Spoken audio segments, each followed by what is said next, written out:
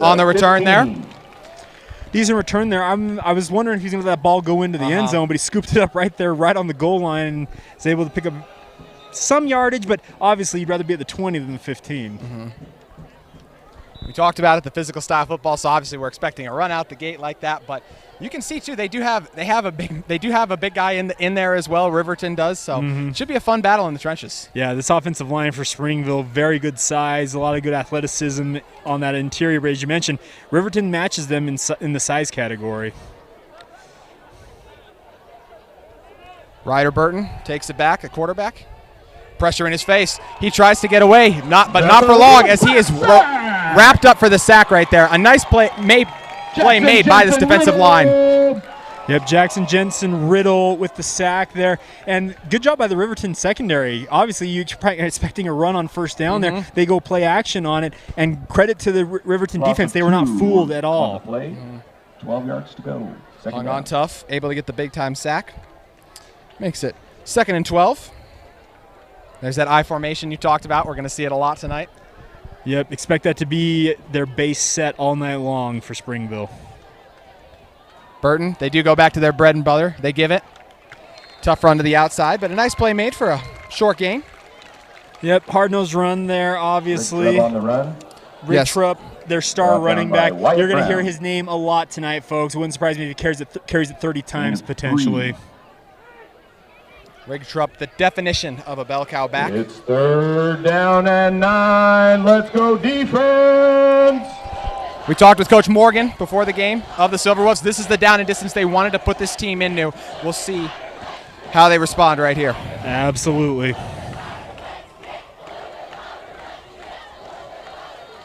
But drops the snap there. Pressure in his face. Escaping to the outside. He's able to make a connection, and he's got a lot of room to run right there. That's Bradley Mortensen. Bradley Mortensen taking it off. This looks like it's going to go for 6. He's got one man who almost caught him, but in the end, Bradley Mortensen able to score a touchdown. Brady Mortensen. But I believe there is a flag. Yeah, I'm wondering if he was across the line of scrimmage there when he uncorked that pass. But what a find, by the way, to find Mortensen on the scramble. I'm afraid he was across the line. Yeah, we've got it. The call is illegal forward pass. Yeah. A low thrown flag covered up by the players. But as you stated, it's coming back. Well, yeah, and as he started scrambling, I was wondering, I was looking at that line of scrimmage, and when he uncorked that, I'm like, ooh, that's close. And I saw the flag come out, I'm like, yeah, it's an illegal forward pass there. So it negates a very nice play that developed there and brings it back. So another chance for Springville here, JT, but still, that shows you how dangerous Springville can be, though. I'm going to get a little bit of a conference here. So it'll be 3rd and 9 at the moment, but a little bit of confusion. Past the line of scrimmage on the play. Loss of down. Yeah, loss of down. So there was just confusion there by the officials to make sure they got it right. Down. So the punt team comes out. Well, as for plays that don't count, that's about as exciting as you'll see, JT. Very true. Back to return for the Silverwolves is Luke Perry here.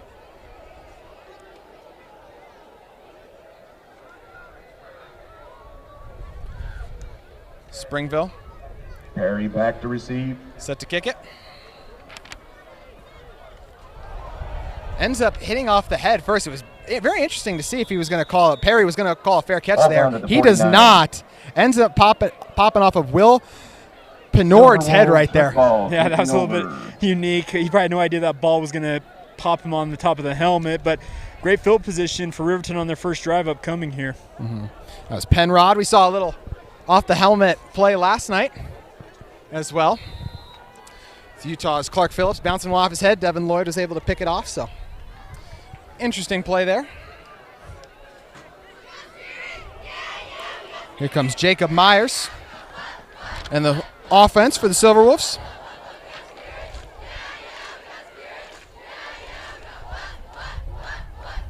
He's got time.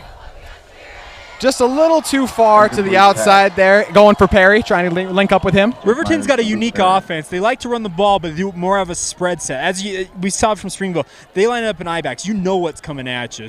Riverton, there are going to be a lot of flare routes, going to be a lot of running from the shotgun formations, but both of these teams, if they can afford to, they will run the ball all night long.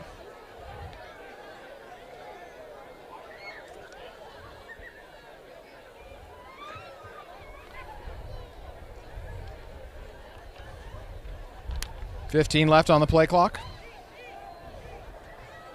As Myers does give it to the outside. Got some blockers in front of him. And a tough run right there. Yeah, nice run, nice pickup there on second down. That going on the carry. to South Tafisi, who, by the way, South Tafisi, I called their playoff game here last year for Game Night Live, and very, very good player. Keep an eye on him. He's kind of a nice counterpart to Seth Rigtrup for Springville. We see the tempo on 3rd and 1. Trying to keep the defense on their toes here. Pistol set here. Myers looked out to the outside, but then keeps it up the middle, and they're able to get the first down. Myers on the keeper to get the first down. Nice quarterback.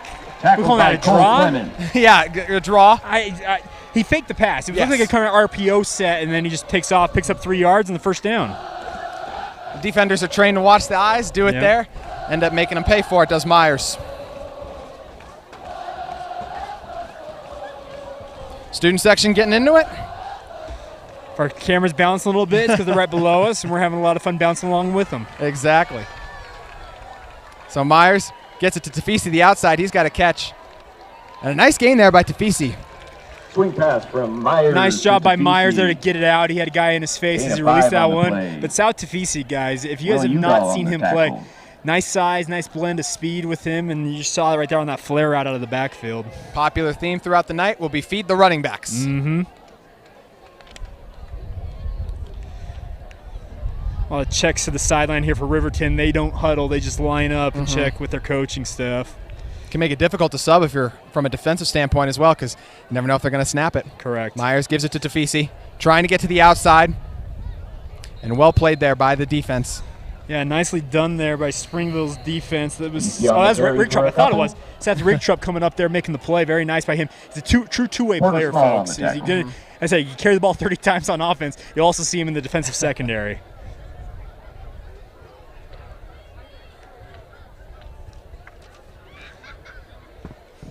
Just under 8 minutes to go in the first quarter. 3rd and 3.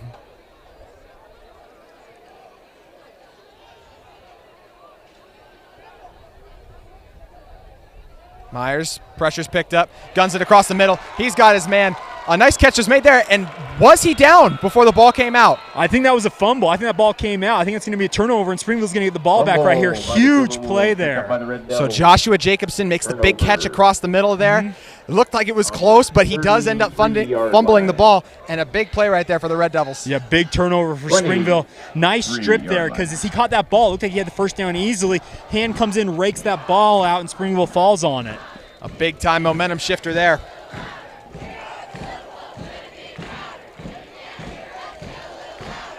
Burton gives it up the gut, and he is met right away by a swarm of Hand Silver off in Wolves. the middle. Nicely, No gain. nicely done there by Riverton's defense. Swarming Rigtrup. He's a guy you've got to Brooks get him on the up high ground. on the If you tackle him one-on-one and try and tackle him high, he'll shake you off.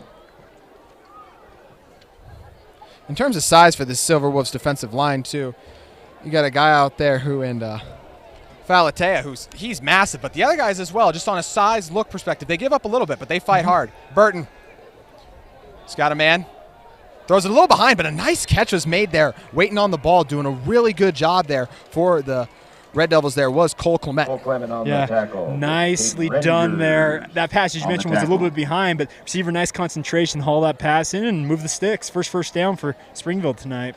Clement, the tight end, able to make the grab, and as you said, get that first down.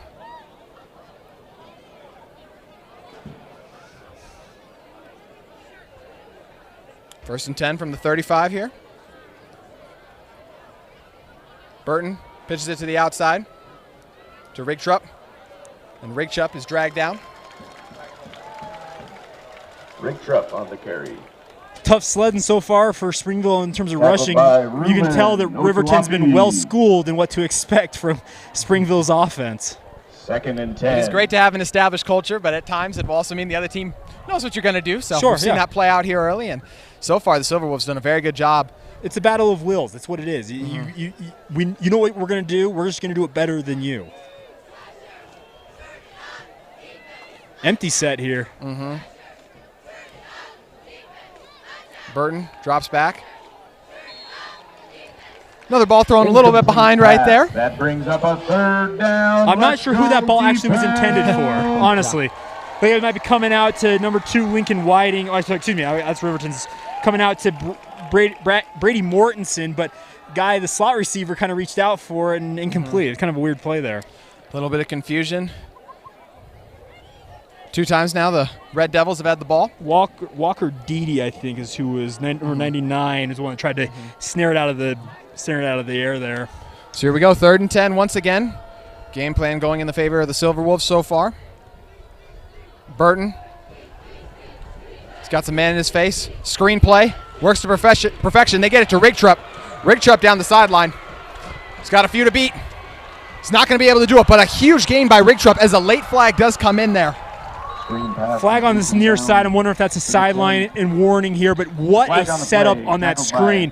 They look to the wide side of the field and then come right back to the backside. Offensive line's out there. He had a whole convoy, and he breaks it down the sideline. What a pickup. Big boys got it out and moving, and the big pickup on third down.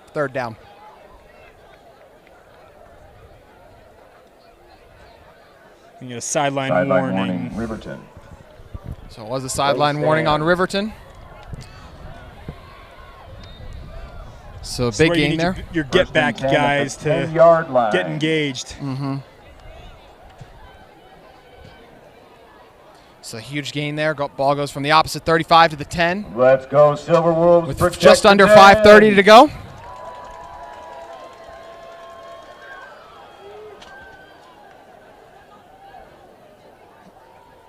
Burton gives it to the fullback there. Tried a little bit of trickery up the middle. Giving it to Will Penrod. Brooks offline on the tackle. Yep. Penrod tried to do that little fullback trap play there, and didn't work as they got stopped for no gain. But I like the ingenuity of this, because this offense, they'll hand it off, they'll toss it, do all kinds of different things. But you're going to see a lot of different old school type of plays with this Springville offense. Burton does pitch it to the outside this time. And a great play is made. A huge tackle for loss right there by the Silverwolves. Brought to you by number 22, Colin Hayes. As you heard the PA probably bleed through, Colin Hayes in the backfield there making that play. Very nicely read by him. He breaks through the line and makes a great individual play. Loss of 8? Loss of 7. Loss of 7 at the moment. Yep, 3rd and 17. 3rd and goal from the 17, if I'm not mistaken. Riverton executing exactly what Coach Morgan told us in the pregame, getting Springville behind the chains. 17, let's get loud, Riverton! Interesting here, you don't see anyone out wide either. They do fake the give. Burton's got a lot of time. Rolls out to the right. Throws it. And once again, confusion about who that ball was intended for. Yeah. Will Penrod tried to snare it. The other receiver, I'm trying to make out the number on that. Penrod, broken up. It was Beebe again, I believe. Walker Deedy, excuse me. Yep. He was the intended target, it seemed like, but Penrod reached out for it. Neither one were able to snare it, and it looks like they'll try and kick the field goal here. It's a little bit of confusion. Will lead to a field goal try here from Zach Antonino.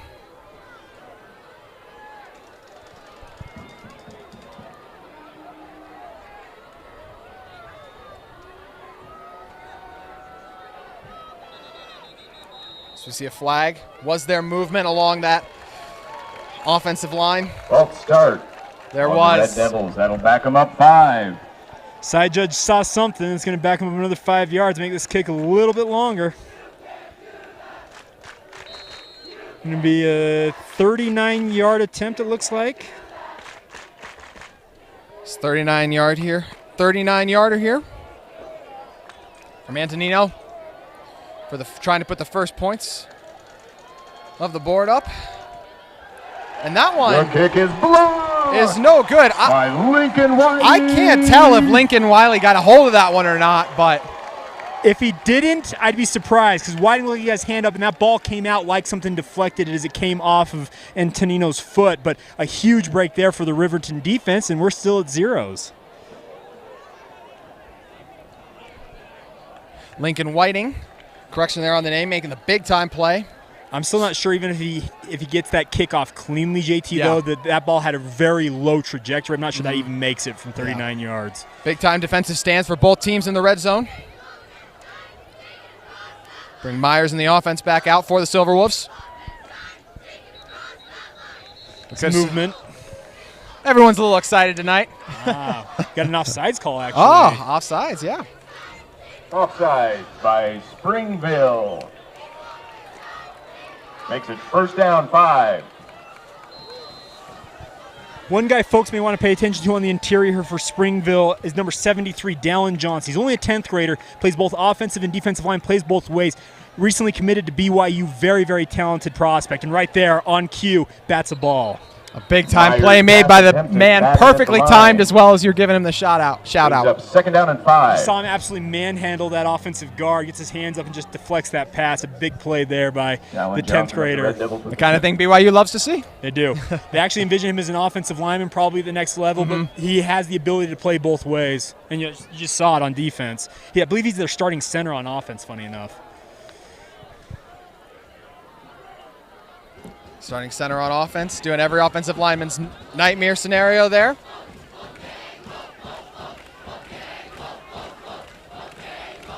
Myers gives it up the gut.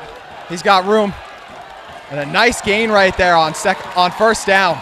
That's Tafisi again. Sal Tafisi. I don't know how many people saw that. He set up his blocks extremely well on that, and that sprung him for an extra 10 yards on that carry.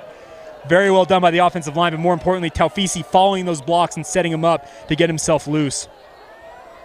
So Sal Tafisi making his presence felt here early in the first quarter. Both backs making big-time plays as they go right back to Tafisi with the pitch to the outside. And he's able to fight and get the extra few tough yards there. The Red Devils played that pretty well, too. Slowed him a little bit on the outside, but he fights for every yard and is able to get the extra couple right there. Just shedding would-be tacklers along the way there and picks up an extra 3 yards after it seemed like he was going to be brought down early. See them spread it out a little bit more here. Watch that man coverage here for Springville. They only play that single high safety. They are not afraid to let their guys play on an island. Myers to 2Ls. Tafisi right off the hands, unfortunately, setting up for another play to the outside, trying to get him in space like they like to do. Just not able to haul that one in. That's a play I think Tafisi was looking upfield to see where guys were at as that ball was getting to him. As the coaches will tell you, secure the catch, then look upfield.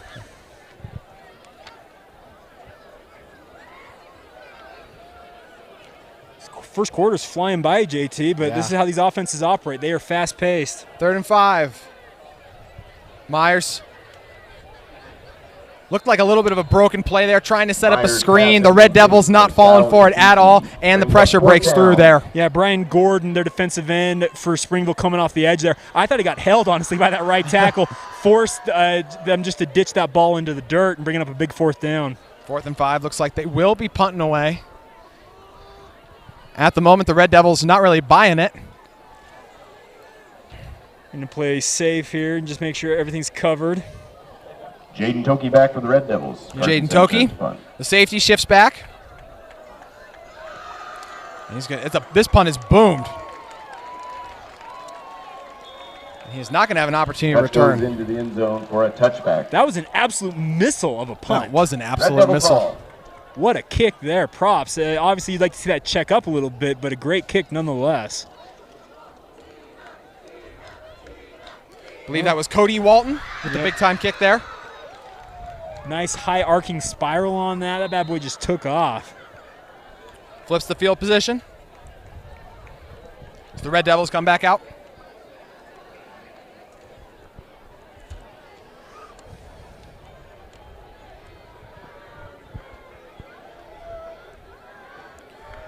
I formation once again. They give it up the middle to Rigtrup. There's nowhere to go. The Silverwolves, Wolfpack, meeting at the line of scrimmage right now. Yeah, the Riverton Silverwolves, they are selling out to stop the run so far in this game, and it's working. Rigtrup has only had the only big game he's had is on that screen pass earlier, the last drive. Honestly, big credit to Coach Morgan and his coaching staff. They have these guys ready.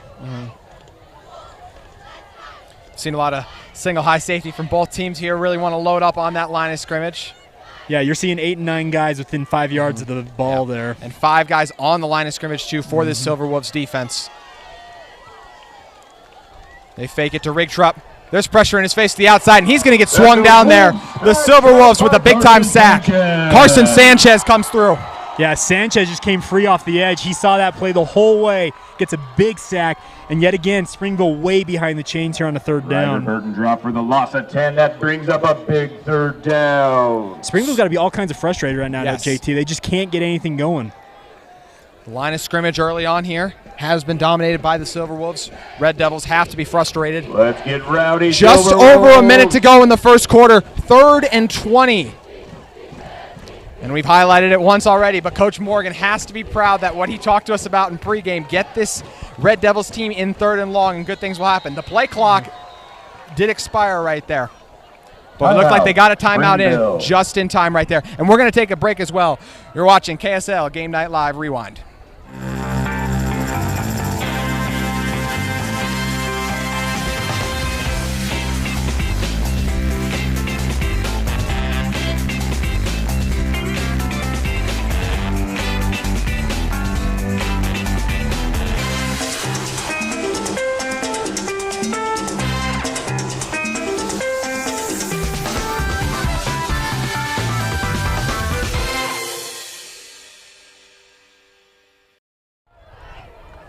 Welcome back to Riverton High School here. A 0-0 ball game, but anything but boring here. Lots of excitement, especially on the defensive side of the ball. Huge plays made on both ends with the big fumble earlier on the reception we saw. The Red Devils were able to force, and then on the other end, you get the blocked field goal. Yeah, a lot of turnovers. For a 0-0 ball game, you won't find anything much more entertaining than this first quarter so far. Opportunity here to complete a 3rd and 20 as well, with 54 seconds remaining in the first.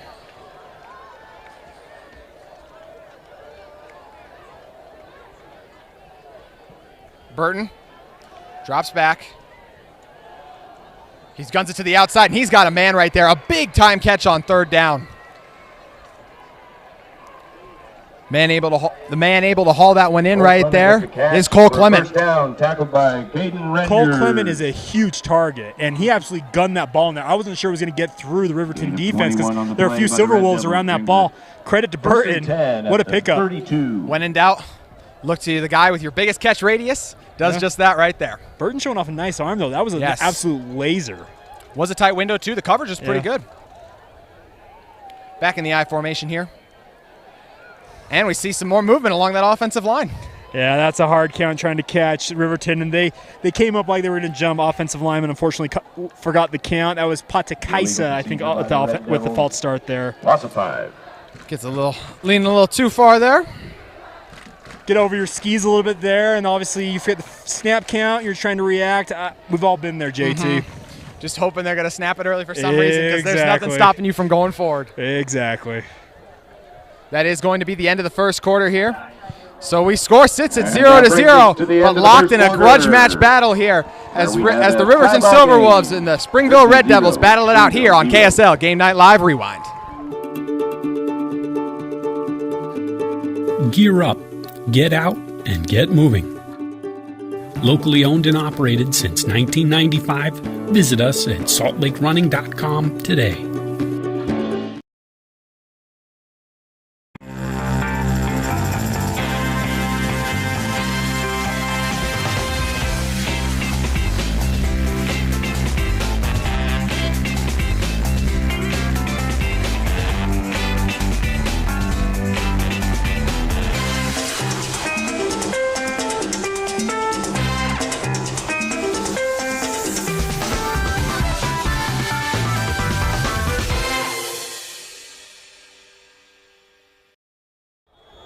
Start of the second quarter set to get underway here at Riverton High School.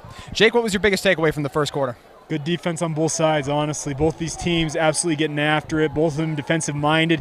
I got to give credit to Riverton. I felt like they had the better first quarter overall, just in terms of what they did, because Springville comes in here with a very, very strong reputation, and they've gone toe-to-toe with the Red Devils so far.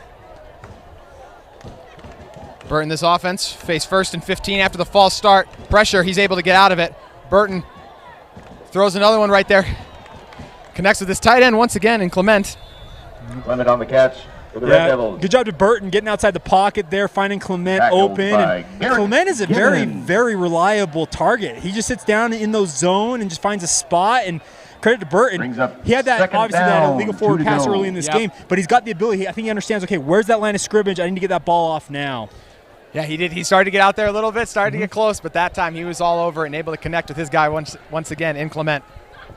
Riverton keeps bringing the pressure. You see all these guys. They're lined up right up there within 5 yards of the ball. A loaded box indeed for Rigtrup, and because of that, he's not going to be able to get much. Yeah, Rigtrup's just having a hard time tonight. They are sending 6, 7, 8 guys almost every single play, it seems like.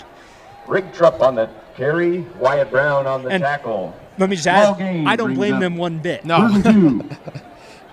You see those linebackers, they're playing on their toes. They're ready as soon as the ball snapped. They're coming forward. They'll live with everything else. It's seemingly a 6-man front when that ball is snapped. All right, Burton has been Riverton, able to let's make get them ready. It's third pay a few down. times tonight with some big third down completions. Here, it is third and short. This is the down and distance they've liked. We'll see what they do.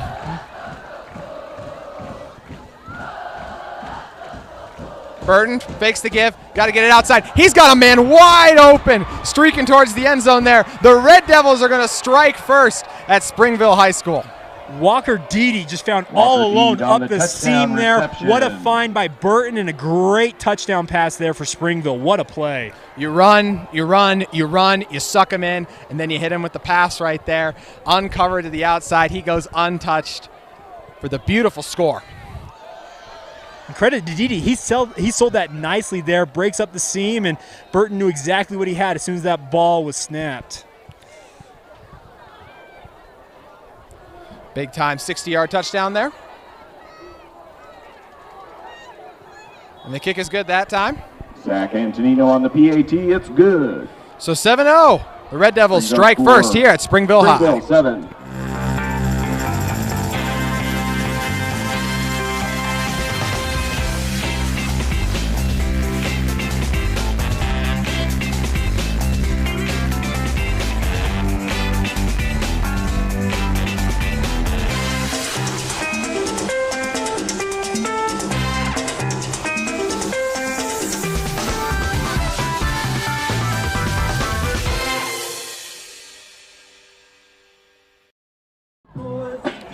Welcome back inside to Riverton High School here where the Silver Wolves trying to get back on track, giving up the long touchdown there. And I would agree in your assessment as well early on as we see a little bit of confusion on where everyone's supposed to be lining up at out here that it did feel like the Silver Wolves did win that first quarter there, but Red Devils stay strong right there, stay committed to their identity, and just when you think you know what they're going to do, they hit you with the pass. Well, yeah, as you mentioned, they suck you up. They're going to run that ball. They're going to run that ball. And suddenly, 3rd and 2, they're in a shotgun. You're like, okay, they're going to try and run out of the shotgun formation. Walker Deedy just finds himself all alone up the seam, untouched to the end zone. What a play and what a find. This one takes a high bounce into the end zone for the touchback. Kickoff by Antonino into the end zone for a touchback. Riverton Well, ball. we'll see what Riverton has to do here with their opportunity to respond. They've had plenty of opportunities in their own right, but one play can change things. We all know that. Yeah, the big-time fumble in that first quarter. They had a great first drive right here and a great drive earlier in the first and an opportunity to build on that right here. At the 20-yard line.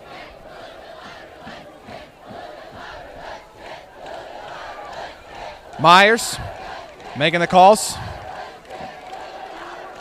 They give it to Tafisi. Tafisi tries to run tough, but there are just way too many Red Devils right there. Tafisi on the carry.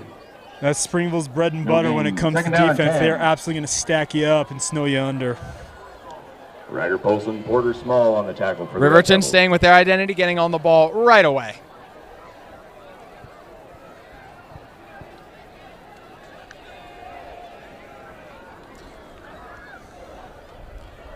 Springville showing a blitz a little bit. We'll see if they stay with it.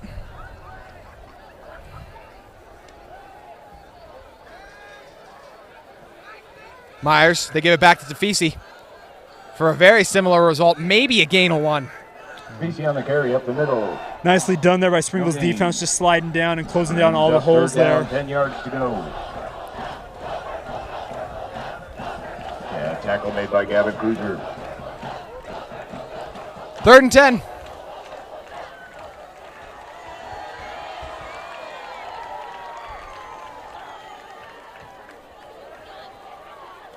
Just under 9 minutes and 15 seconds to go here in the second quarter. Communication along the offensive line. They got to get going. As that play works, it was hard to tell if that's what was intended. Either way, it ends up going for a loss right there. Myers looked a little bit frustrated right there. I don't think that ball was supposed to go right there to Logan Dunfield. I think Dunfield was supposed to take it, but it just looked awkward. It just looked awkward, yeah. Because the timing of it was off. Yeah. That's the thing about it. So we're in 4th and 12. They're going to punt this ball away. Timing, something was definitely off. You could see Myers was unhappy with how that played out right there, and Riverton unable to get much of anything going on the offensive end that drive. So see the punt is away. This one's going to be a little shorter than the previous one, but it does take a nice bounce. Able to still flip the field position. Sanchez with the punt. Good field position for Springville, though, on their 39-yard line. I think one guy, you talked about Dolan Johnson earlier, but he is just doing such a good job in the middle, as is the rest of that Red Devils defensive line. Both defensive lines, honestly, have done a really good job controlling the line of scrimmage throughout the game. Yeah, it's been very good battles in the trenches so far. As you mentioned, Dolan Johnson, just a 10th grader, 6'4", 280 pounds, absolute man-child out there, but very effective on both the offensive and defensive lines. But as you mentioned, all along the offensive and defensive fronts for both these teams, very talented. Burton, a very interesting play right there, ends up not going for much as the late flag comes in. Flag coming in from the secondary there. That was like a counter trap sweep type of a look. I don't even know how to describe that play, honestly. And almost as soon as the ball was snapped as well, you had guys in the backfield. Yes. Silverwolves were back there, making it even more confusing. But we do have a face mask. Yeah, so it's going to end in a positive game for the Red Devils. Yeah, I got to say, though, that was a very, very slow developing play there. Yes. Holy smokes. Lots of confusion and trickery, but because of the huge face mask penalty, ends up working out all right for the Red Devils. Yeah, I'm not going to lie. I did not see that face mask in there, but we're not down there at field level. So.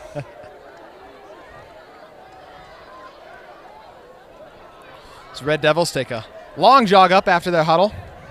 Said very different styles. You have long, methodical huddles versus Silverwolves prefer to get on the ball and then figure it out from there. Yep.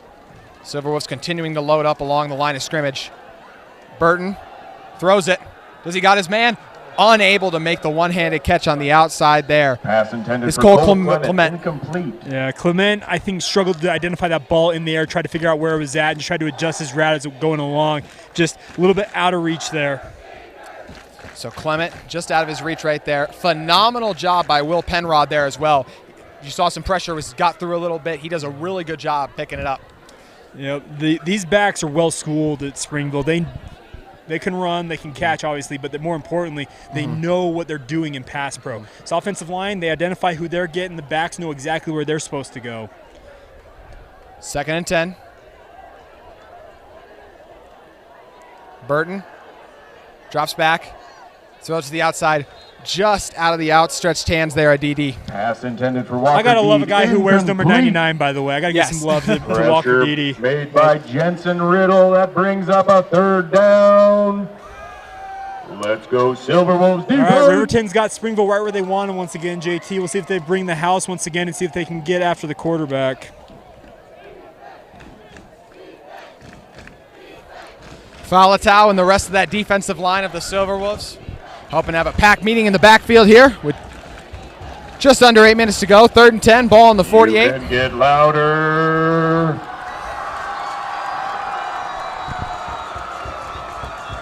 Play clock does end up expiring there. Yeah, they just took too long. Delay of game on the Red Devils.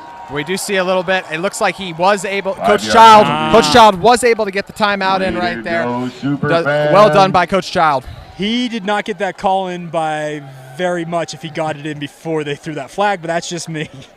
Well, he wins his campaign for it, able to get the timeout, and we'll be right back here at Riverton High School.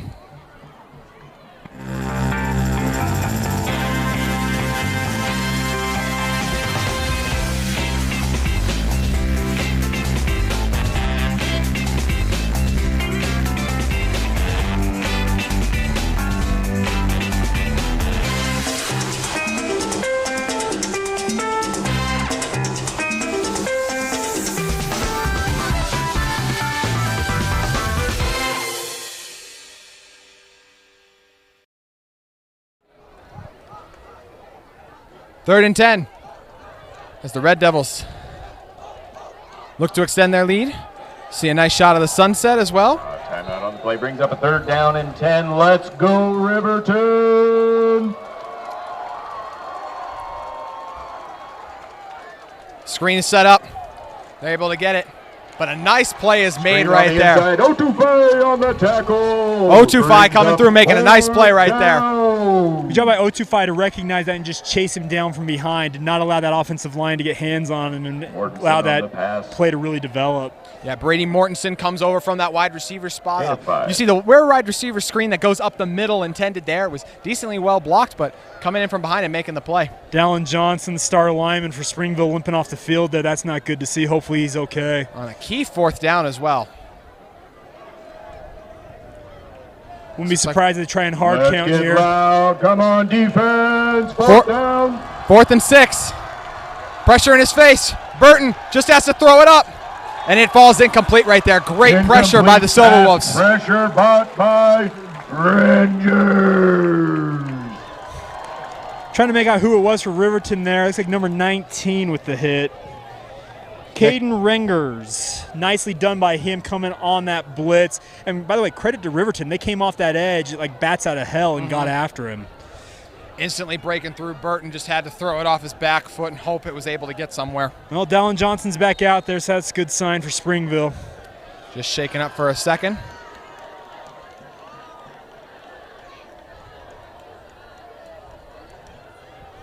Myers drops back. Pocket forms around him. He lofts it outside, just out of the outstretched hands, but the flag does come in. Not so sure about that one. That's the first time we see Myers really go down the field with the pass in this game. Flag on the play. What they're called defensive holding here. I'm not sure necessarily is pass interference, but I guess we'll see what the call is. Will be a positive game for the Silverwolves here. Ryder Polson, the guilty party. Coach Child, none too pleased with the call. Brings up a barking at the back judge a little bit Riverton. down there. I don't blame him one bit. That ball seemed like it might be uncatchable. But breaks are breaks, and that's one for Riverton. 1st down on the 42-yard line. Let's go, Silverwolves. Silverwolves shifting around, getting in position. Myers shifts to Feesey.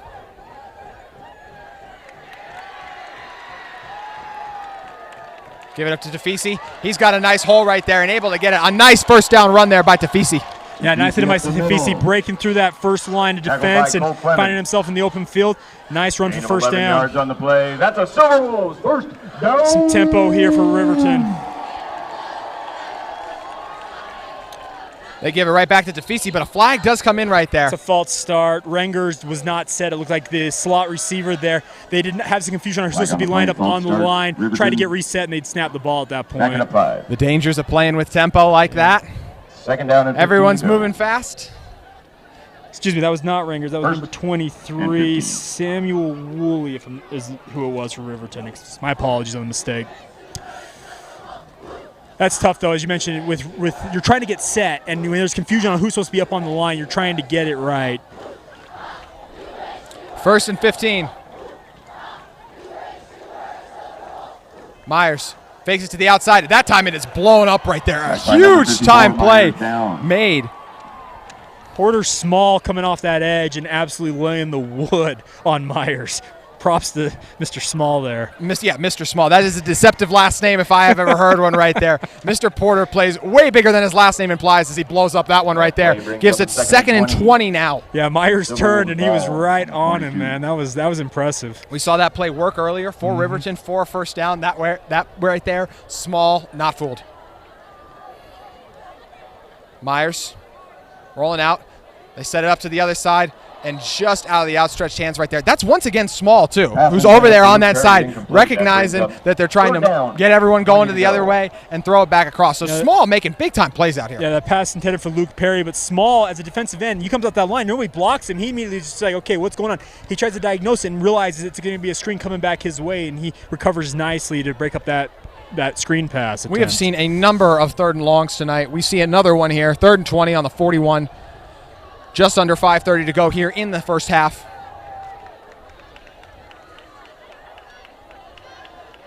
Meyer. Pocket forms around him. He steps up. Guns it to the outside. And nice coverage there by the Red Devils. Yep.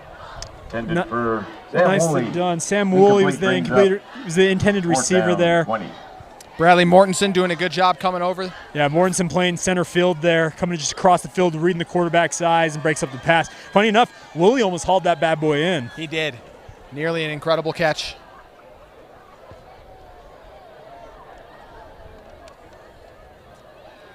Toki, the man back to receive. He's going to let it bounce.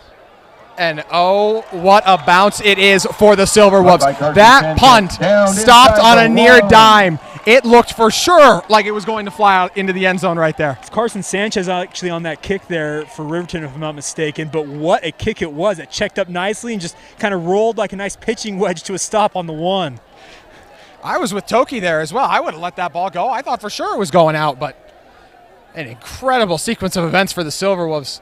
Well done by Sanchez. That was a great kick and way to kill that bad boy on the one. Phenomenal pump by Sanchez. Burton backed up deep in his own territory. As you see the I formation. Pressure comes through. They give it to Rigtrup. He is able to get out, but just barely. Line of scrimmage. No gain. Yeah, no gain on the one there. It's on the carry. Springville, they are Wyatt getting Brown stonewalled on that on the offensive tackle. line, and it's tough to find any room on the interior.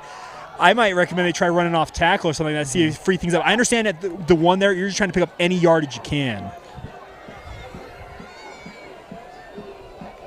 Isla Falatau and the rest of that front seven for the Silver Wolves have done a phenomenal job tonight containing Rigtrup and what we know Coach Child and his team like to do in running the football. Let's get rowdy, Yeah, Riverton. Falatau has been an absolute beast in the middle there for Riverton's defensive line so far tonight.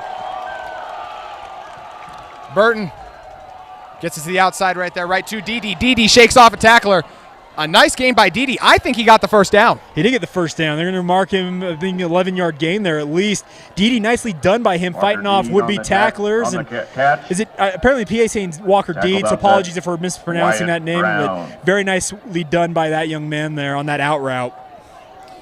No, props as well to Burton, right in his face. Falatau drove the guard right back there, and he hangs in like a champ and gets that one out. Don't mean to cut you off, but nicely done by him to get that ball out of his hand and standing in your own end zone. That's not easy to be calm under pressure like that. Burton gives it to Rigtrup, met right away. Falatau again, just absolutely standing guys up. You saw him pancake that guy right at the end of the play. What a play by that Riverton defensive line. Sometimes it can be hard to see when a defensive lineman is dominating a game like the way Falatau has tonight, but we want to make sure we give him the credit he deserves. This is a fun battle in the trenches, folks. If you like trench warfare in terms of football, you're getting a good one tonight.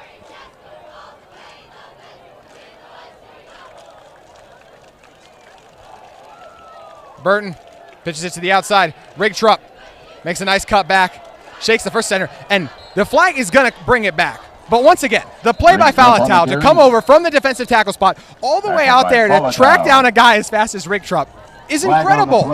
I got to say, Falatau is a dude, and I mean that in just the nicest way possible. He is an absolute force right now. Holding the call out there on the exterior. That's a tough call. I think it was Clement who got called for it. It's so tough as a receiver because you're trying to block that guy. That hand gets outside on those pads. Those officials see it, they're going to throw that flag automatically. You know, a lot of times when you talk about the best plays that don't count, you talk about catches and things like that. That's one of the best plays I've ever seen from a defensive tackle that will not count. Yeah. For him to come from his nose tackle position 10 yards downfield and make the tackle, props to that young man. That's an effort play right there. 2nd and 17. Let's go, Riverton. 2nd and 17. Single back set here for Springville. Burton hangs in the pocket, escapes, feels the pressure, waits for it, just throws it into the dirt. That's a play there with Burton. I know he wants to make a play with his arm. That's a play I think he needs to tuck that ball and pick up what he can there. Yep. Had an opportunity to run, was looking for the big play. Instead, it'll stay as 3rd and 17. He's been well coached, obviously, to keep his eyes up downfield, but there are plays every so often that if you see some green grass in front of you, go pick up what you can.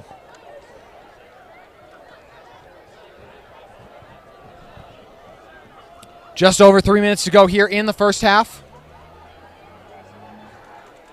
It's 3rd and 17. Let's get rowdy, Riverton. Burton and Penrod in the backfield. Burton gets it. The blitz comes from the corner. He throws it across the middle and knocked away at the last second. A good job there Pressure by 025. by Burton, recognizing the pressure coming in from the well-called corner blitz right there. And they end up forcing the punt on 4th down. The Silverwolves stand strong. Colin Haig.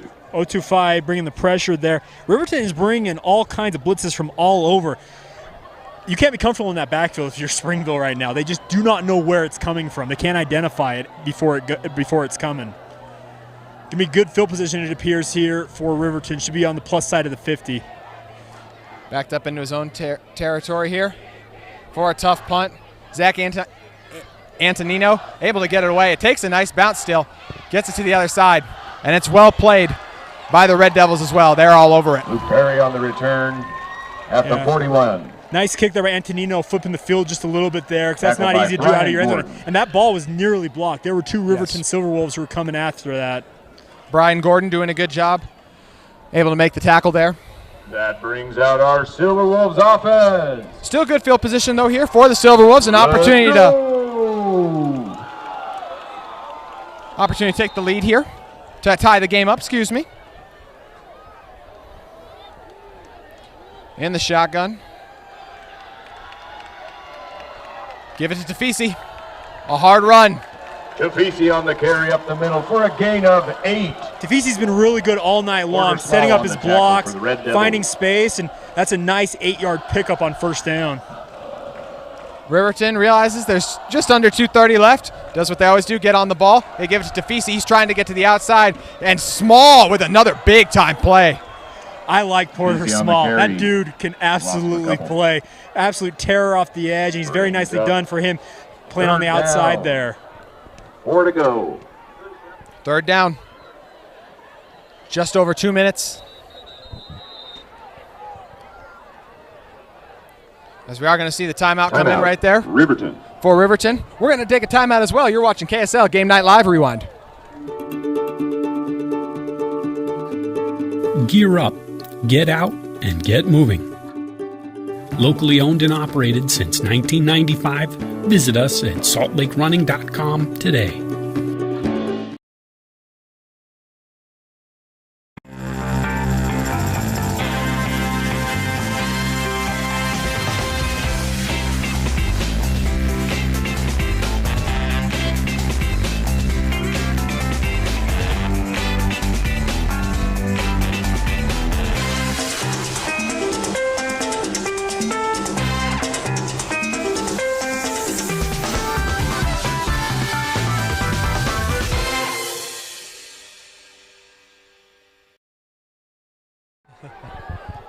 Third and 4.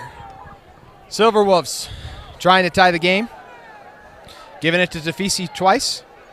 Single high safety look once again for Springville here, JT. Watch them not be afraid to bring some heat. Single high and a packed box. The name of the game for both defenses tonight.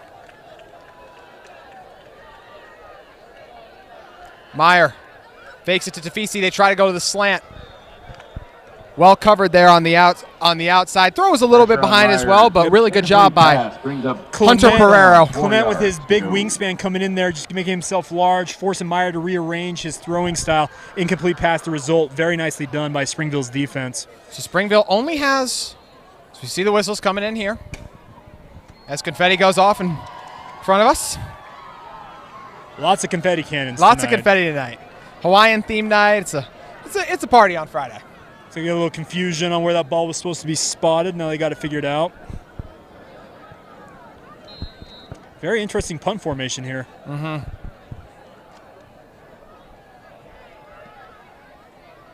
That one's going to take, that time takes an unfortunate bounce for the Silverwolves.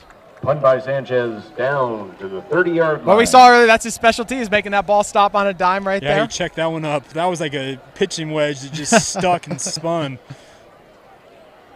So Please pardon my golf analogies. I'm a big golfer during the summer. 1:52 to go here in the first half. Only one timeout remaining. Opportunity for Burton to air it out right here. 2-minute drill time. We saw the big-time screen work to perfection early on. Rig Trupp in this offense's biggest gain of the game. We'll see if they go back to it on this drive.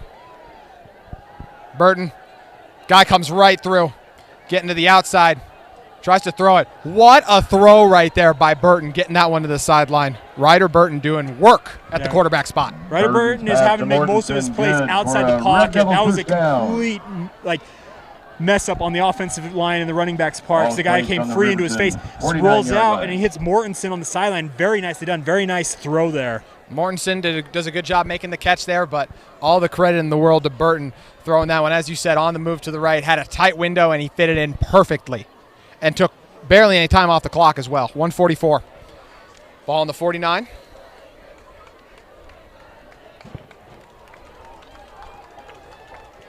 Low snap.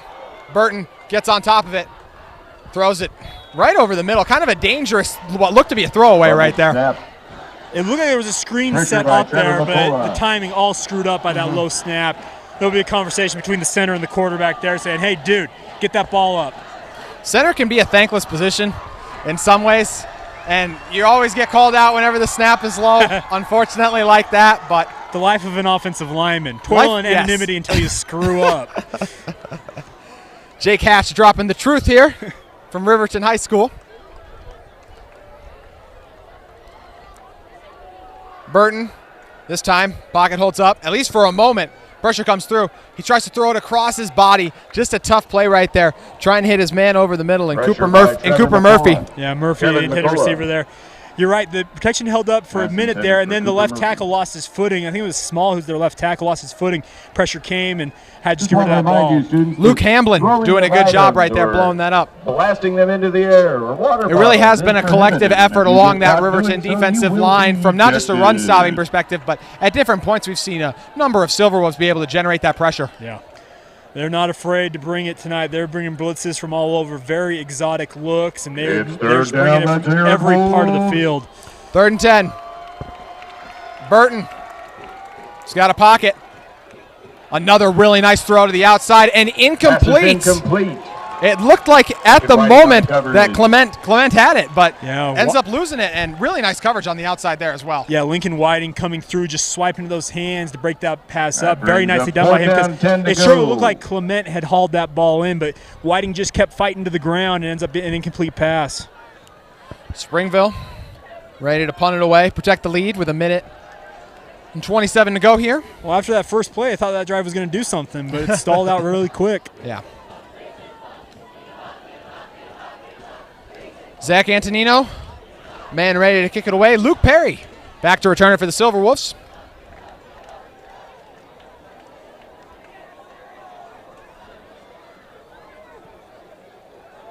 Great kick. Perry gets his hands on it. Going to try to get to the outside. Got one to beat to get it. And he's able to keep his feet in bounds. And that's going to be a late hit as well. So the huge return there by Perry. I completely disagree with that flag. I'm sorry. That should not be a late hit. There was no indication from that referee that play was over before that guy went in for that hit. You cannot throw that flag there. I'm sorry. It's going to cost them, obviously. They're not going to take that. They're not going to wave that flag off, but I just completely disagree with that decision there by that side judge to throw that flag. Perry ends up beating TC Valetti to the outside there. And then, like you said, just some little bit of confusion there, whether he was in, whether he was out or not, and instead it ends up going down as a flag, and the Silverwolves get a really nice jump start to this drive. Yeah, going to set them up in very nice field position here. I don't want to come off as too harsh on that, but that player's going to make a play. That's a play. You don't know if that guy has stepped out. 45-yard line. It's a tough call, man. I didn't hear a whistle. Yeah. 1:13 to go, ball on the 45. Silverwolves keeping up the tempo.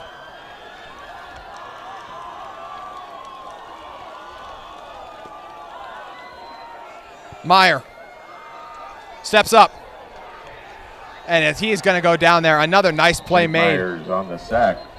Dallin Johnson there coming off out of his nose tackle position to notch the sack there. Do have a flag on the opposite end. Be interesting to see what this one comes in as you said, Johnson making a really nice play right there with the big-time sack. Nice read by him just to work down the line there and get the sack. We'll see if it's negated, though.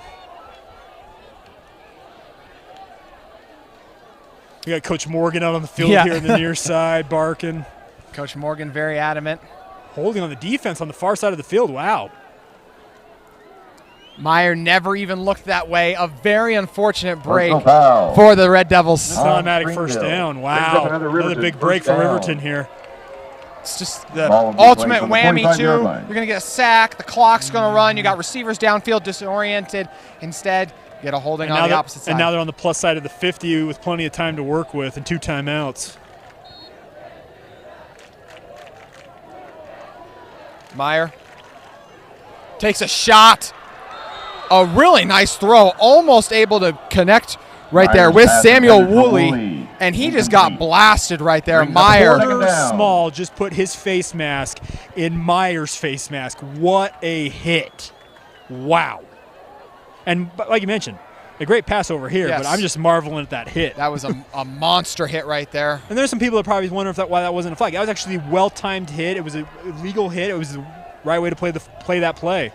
Meyer has to shake it off quickly. Another guy in his face. That's a miss by Meyer there. You got to complete that pass. Pass incomplete, intended for Woolley. Yeah, Woolley coming out across that middle. He had to step on that defender. Look, he might have an opportunity to pick up extra yardage after that catch. You got to deliver that where it's catchable. Like he was down at his knees, it felt like. Pressure came through there by Gordon. Both of these teams bringing all kinds of blitzes, and it's been fun. There's a lot of different looks. Both offensive lines, too, still trying to figure out how to pick it up. We've seen leaks a little bit across the big boys.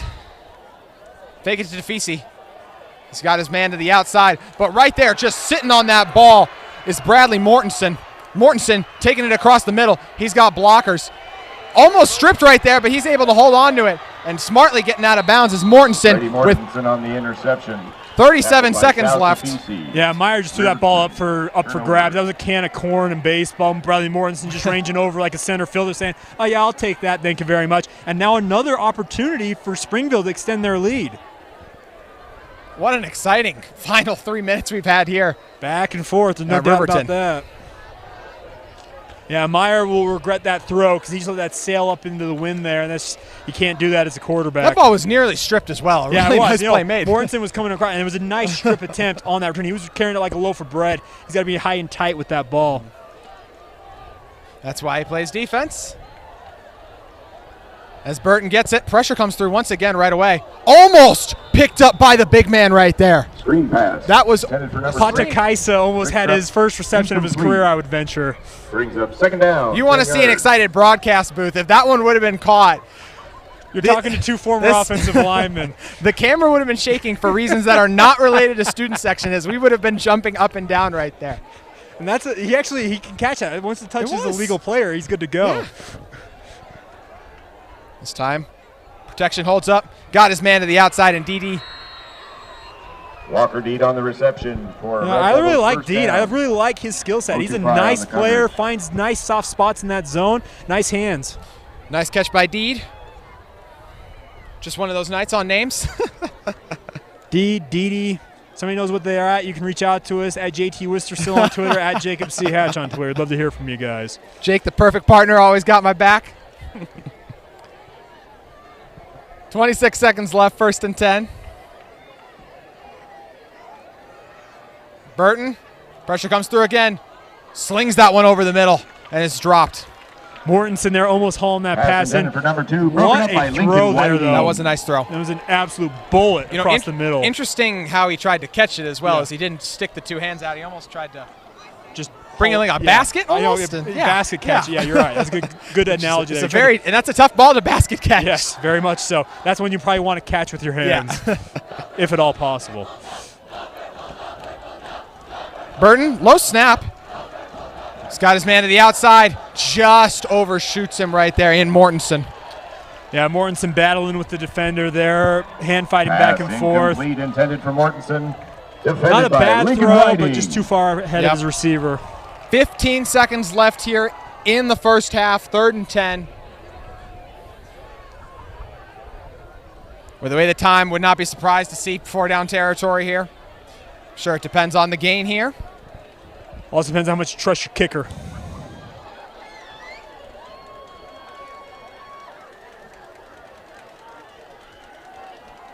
Burton, pocket collapsing.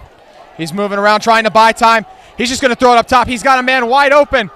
And a really nice play made right there. Coming over for the Silverwolves. Hey, I thought that pass might be completed. Jackson Riddle with the break up Jackson on the pass Riddle, intended for nice defense. Penrod. Yeah, Penrod was. Brings up a You talked about the big center fourth field down. analogy Way to earlier. go, Riverton. That one looked like Penrod just had it hanging there, but a big time play made right there. Yep. Looks like they're going to. Are they going to opt to kick here? They are going to kick. As Antonino comes onto the field with 5.8 seconds left. I don't know why they don't call the timeout here. They're rushing a little bit. Yep. One timeout left. 3 seconds. They get it away. He gets it up. And that's good. Kick What a by kick. Antonino is good. Antonino with the big time kick. That's the end of the half. That will go down as the end of the half. Riverton, What an end of the 0. half right there by a 30-plus yarder right there for sure. I believe it was a 40-plus yard 40 kick. yarder? Yeah. So like Antonino, what a leg. And that one was a very, very nicely executed kick. We saw earlier in the game he had that one tipped and the team that came out low. Seems to have fixed his issues with his launch angle. Yeah, fixed his issues there. A fun first half, a low-scoring first half, 10-0 right now. Springville stands strong. You're watching KSL Game Night Live Rewind.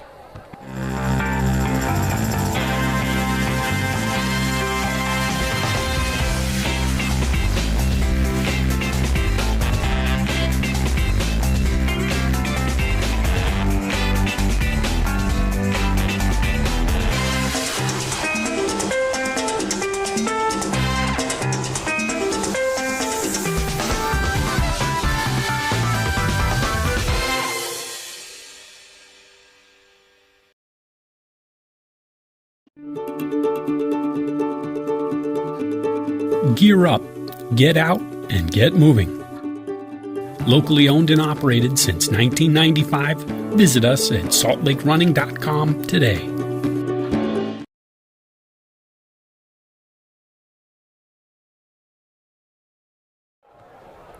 Welcome back to Riverton High School here. A little bit of halftime entertainment for you here, courtesy of the Rewind Sports Network. We just completed week 3 of Utah High School football season. Let's get it started with this one. Brock Magleby with as good an interception as you'll see. It was a catch, and then it wasn't.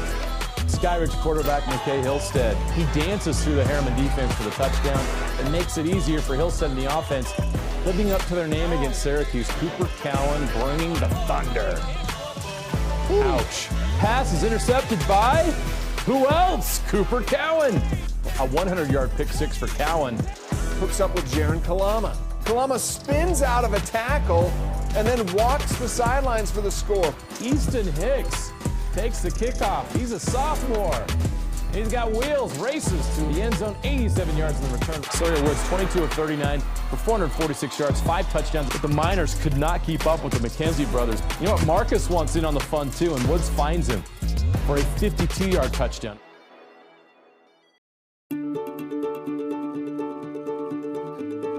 Gear up, get out, and get moving. Locally owned and operated since 1995, visit us at saltlakerunning.com today. Another great week of high school football. Let's celebrate the Friday Night Lights in all of their glory. Why not? It's the latest edition of the Game Night Live highlight reel coming your way now. Oh yeah, whoa, look, they can never keep me down, I'm going, and if I ever fail, just know I'll go again. I never quit, cause I know that every loss may lead to another win. I'm going up. I bet when I land, they gon' tell me it's luck again. See that I'm winning, it's harder to watch. I'm setting the stage, you should give me my props. You ain't got no soul, you lacking the spirit. You talk out your neck, I'ma show you I'm with it. I would really hate for you to sit and watch me win again and win again and win again. I know it's probably getting on me and win a synonym. So if I ever win again, just know I did the minimum. I didn't have to sell my soul.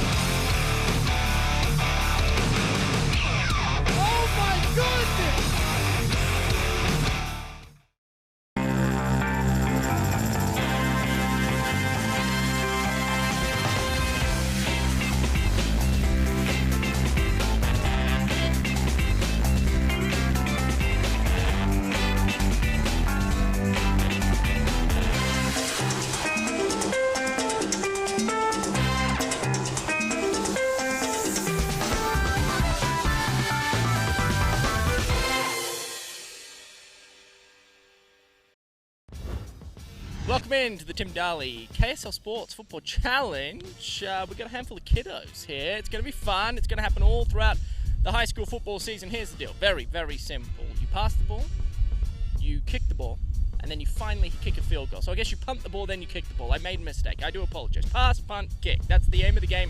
Fastest contestant to do it wins a prize, but they'll all go out with prizes because in 2021, we're all winners. The goalkeeper would catch the ball in the field of play and then kick it out of his hands. That's what you would do. Okay?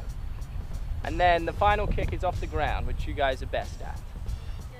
And before all of that, you throw the football as far as you can, which you may have some issue with considering you're not allowed to use your hands in soccer, but I think you'll be okay. It's just a throw-in, that's all it is. Okay, and then what? Fastest person wins.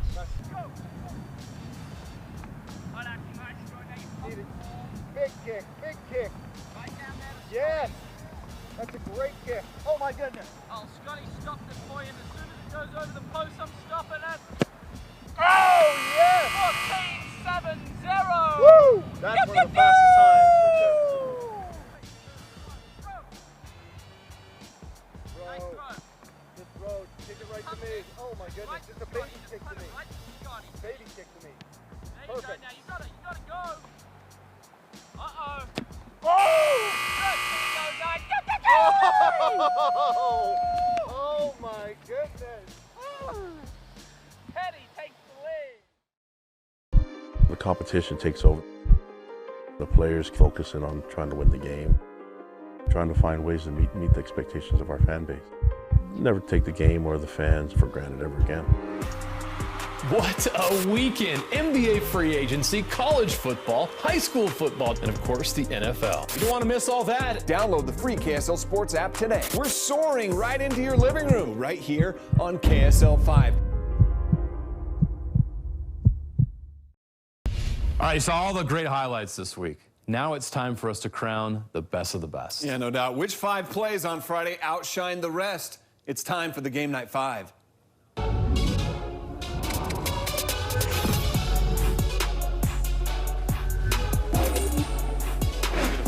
Number 5 coming from the Provo Bulldogs. Looks like a catch for Cedar Valley, but Rock Magleby steals the ball away from the receiver. In stride, that's an interception. Provo winning big at home. Rockwell Magleby. Number 4 comes on special teams. You have to follow this one closely.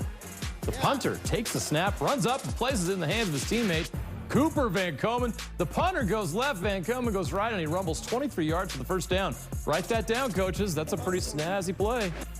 Number 3, what a finish for Green Canyon in Idaho. This is where time was running out, no timeouts. They had to hurry and scramble the field goal team out onto the field in time to kick. Well, look, they did hurry, though. They got out there, and with 1 second left, they pulled it off. Caleb Nagel from 22 yards to beat Skyline. Looked like Superman scrambling there. Pretty good. All right, number 2 on our countdown. Looked like it was going to be a great Provo high run. Longalima Lasaw broke 3 tackles, but after going about 67 yards, it was Cedar Valley's Tanner Evans who strips it with 1 hand. What a play. He goes the other way 40 yards. Provo still wins. Number 1, I've never seen a play like our number 1 play before. This is not only a backwards pass, it's a backwards bounce pass to Aiden Helm, from Aiden Helm to Cade Uluwave, who then throws a 42-yard touchdown. I mean, look at that. It's a bounce pass. It works.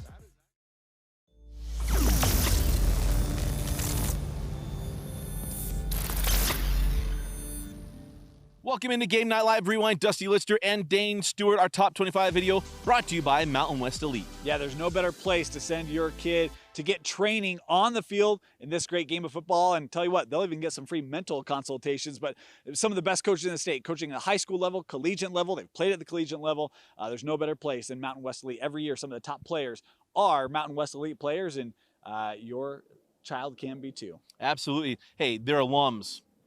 Really hard to beat here in the state of Utah, and we know those guys. You talk about Riley Jensen, Ed Larson, and Coach Mateo. We know them, we trust them. That's why we have them on with our show and have them involved in our show as well. All right, let's get to our top 25, the first 5 teams this week. Number 25, the West Jordan Jaguars making their first appearance in our top 25. 24, Logan. 23, Tooele.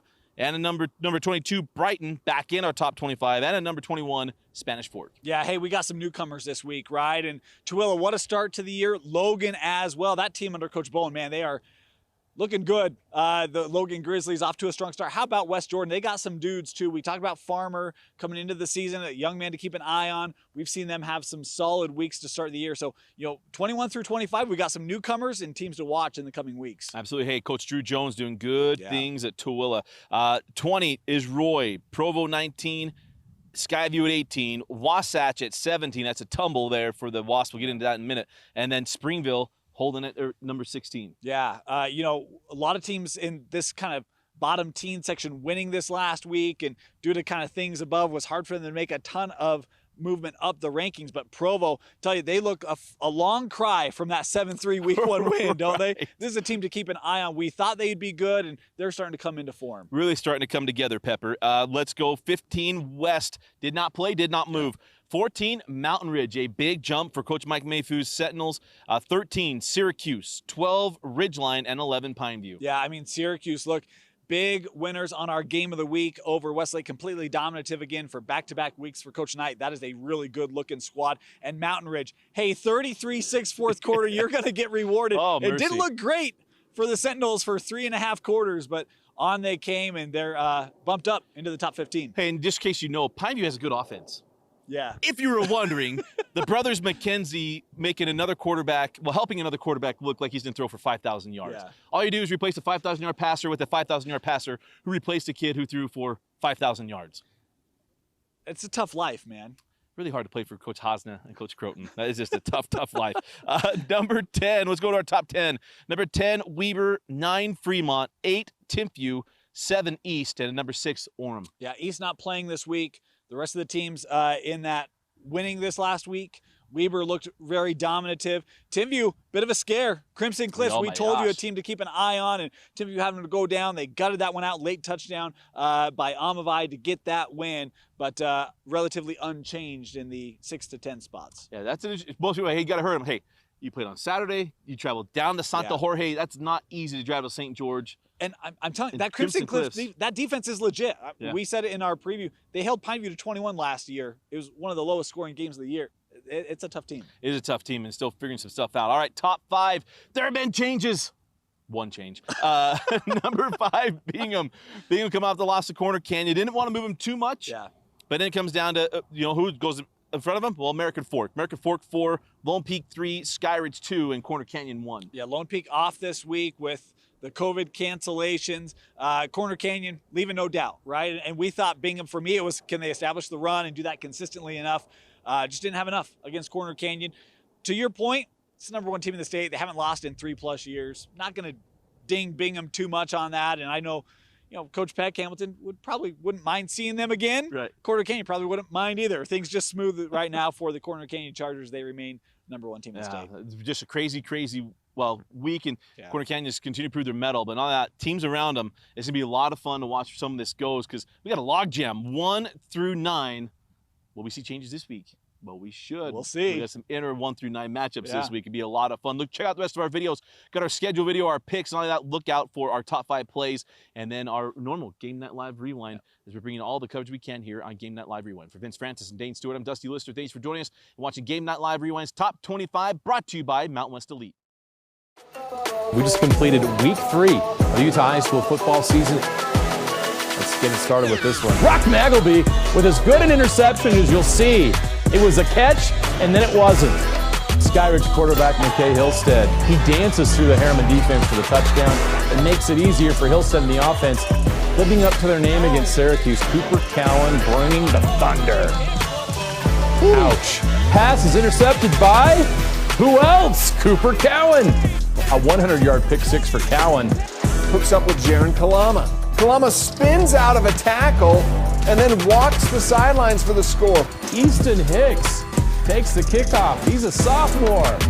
He's got wheels, races to the end zone, 87 yards in the return. Sawyer Woods, 22 of 39 for 446 yards, 5 touchdowns. But the Miners could not keep up with the McKenzie brothers. You know what? Marcus wants in on the fun too, and Woods finds him for a 52-yard touchdown.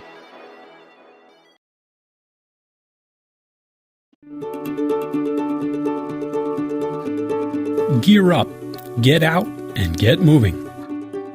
Locally owned and operated since 1995, visit us at saltlakerunning.com today.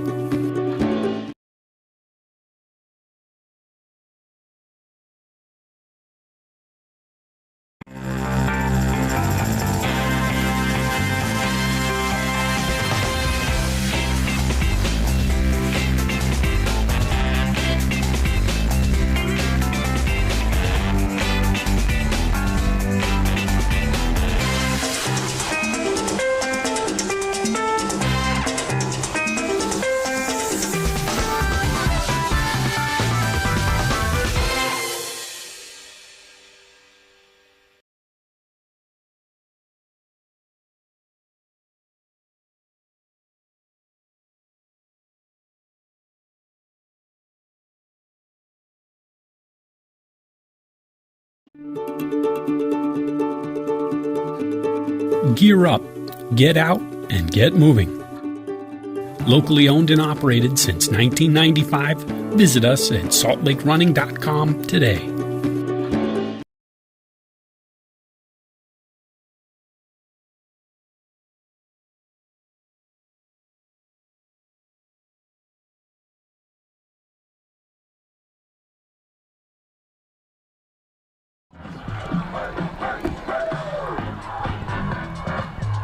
Welcome back inside to Riverton High School. JT Wistersill and Jay Cash here with you, and it was a fun first half. I know it's 10-0 game. You may think like, oh, it's kind of boring like that, but you did not watch then because there were so many exciting turnovers and plays. We almost had a big man catch a ball. You've lost your student ID and your it's been a back and forth affair so far. As you mentioned, it's a 10-0 ball game, but both teams have had their opportunities. There's no doubt about that. Some big time plays we saw early on. We saw the blocked field goal early, the big time fumble that the Red Devils were able to cause there. Riverton has just not quite been able to find that offensive footing since that first drive where they really did dominate and go all the way down like that. Then on reverse. Honestly, they need better quarterback play. That's nothing against what they're trying to do. They just need steadier quarterback play, and they'll be okay. They've been very good at running the ball. Just the passing game has failed them. As you hear the fans, Riverton's ready, trying to get their team back into it. And it's a tough test, too, because this is a really good Red Devils team, as we talked about. Yeah, true 5A power. They know what they are doing. They are very, very disciplined. They know what they are all about here. But Riverton, they got to fight back. This is a home game for them. It is a big-time home game. There's a number of players who stood out in the first half, but I think no more so than the two defensive lines on each side. I'm looking at Valatisi for Riverton, and then Small on the other side for the Red Devils. I thought both those guys were just absolutely dominant, made a number of incredible plays. Yeah, this should be another fun half of football. These teams play like they did in that first half. We're in for an exciting final 24 minutes. We're ready to go here. You notice the camera shaking. The students are ready, as the Red Devils ready to boom it away for the start of the second half. That one is caught for the touchback. Kick by Antonino. See some powerful legs tonight. Yeah, nice leg by Antonino there. Touchback Riverton. He had that low trajectory early in the first half. I think he fixed some things because that was a nice high kick. 20-yard line. Deep, too. He got that First 7 yards deep in the end zone. Silver Wolves. I love the PA announcer here. He is having the time of his life on the mic. Always great when you have everyone having a good time with it, as we are up here. So Meyer coming back out. Yeah, I want to see Colby Myers just settle in a little bit. That's the biggest thing. If he can start completing some passes, you'll see this offense really get going. Instead, they give it to their bell cow, Fatisi. He's able to get to the outside. A nice cut right there. A nice gain on that first run. I love Sal Tafisi's running style. Just a lot of nice moves. Smooth. He is measured. He knows how to set up his blocks in a nice gain. 16 yards in all. On the 35. So he said eventually they'll try to get Meyer going, but when you got a guy like Tafisi who's in his groove, we'll see if they try to really get him going here with another carry. So try to get the easy pitch and catch to him right there, and he's able to do it. Tafisi got it to the outside. One man to beat. He shakes him off. Sal Tafisi goes into the end zone for 6, and we got a ball game here. Hey, what was I saying about Myers and completing passes? That's an easy one. Sal Tafisi does the hard work and scores.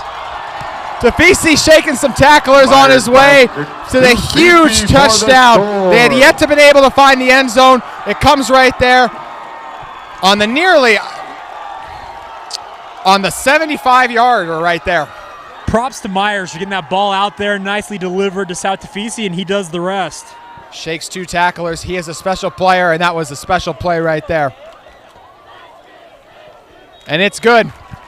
You wanted touchdowns, you get one right away here in the second half. We got a ball game. Riverton trails by 3, 10-7. Springville. Gear up, get out, and get moving. Locally owned and operated since 1995, visit us at saltlakerunning.com today.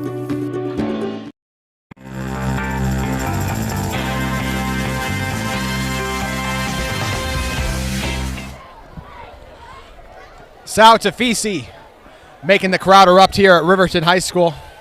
Only 11:22 still left in this third quarter right here. Shows you how quick of a drive it was. And quick strike offense, 38 seconds. Every yardage there was brought to you by Tafisi. We'll see how the Springville offense comes out and respond. They still have a lead. How they like to play, running the ball. An opportunity to kill some clock and go on a nice, long, methodical drive as well. Yep. Rick Trubb, it's been a tough night for him in stretches, but had the big screen. We'll see if they're able to get him more involved here. As that one is fumbled right there. He's able to get back on top of it. Up by Udall by the. It's a Wolfpack attack back in the back. But a Wolfpack attack indeed occurs. Yep. Udall misplayed that ball, had to go backtrack and get it, and was swarmed under at that point. There we go, Riverton. Let's go defense.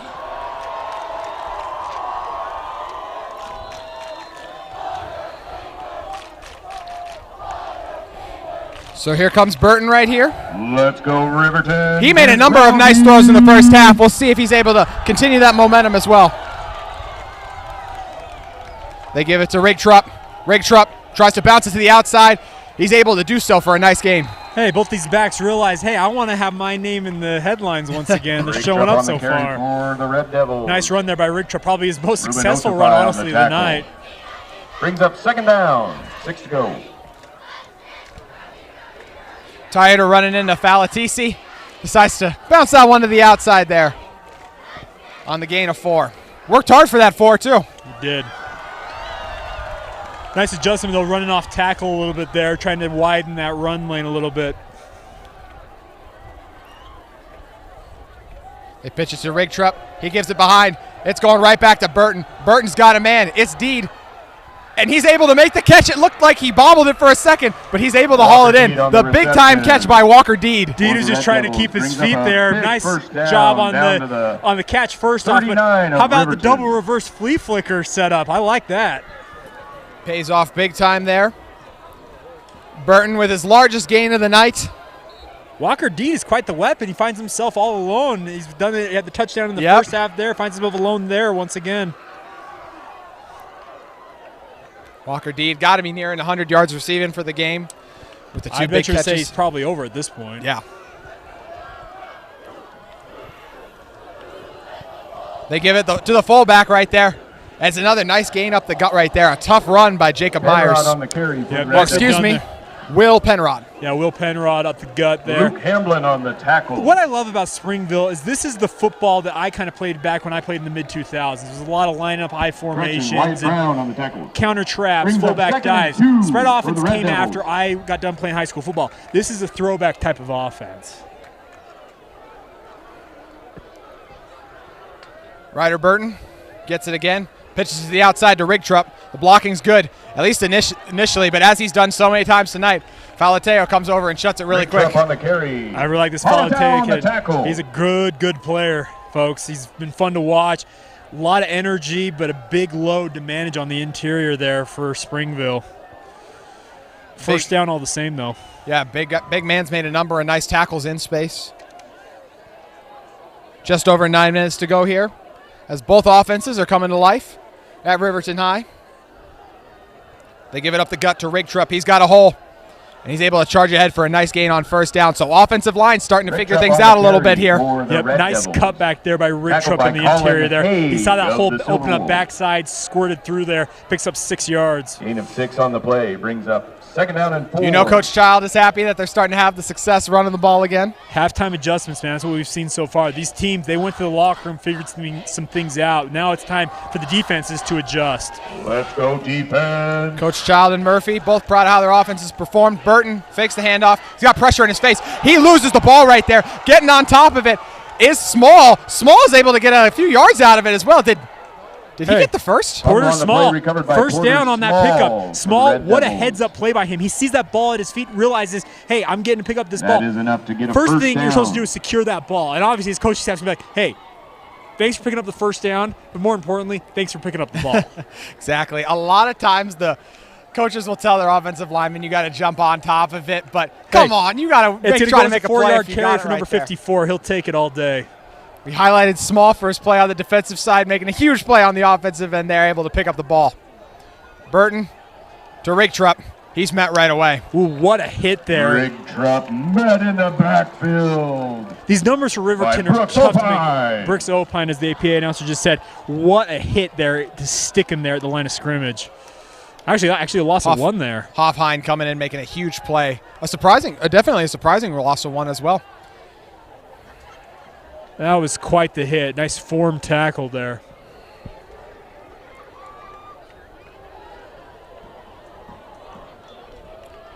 So Burton.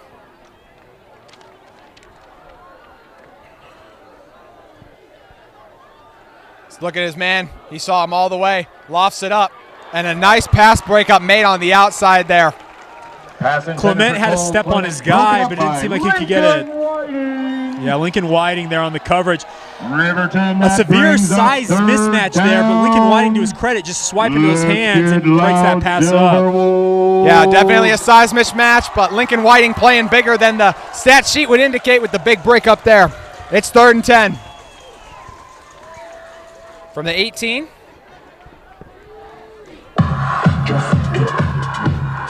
We know Antonino has the leg to be able to get it there.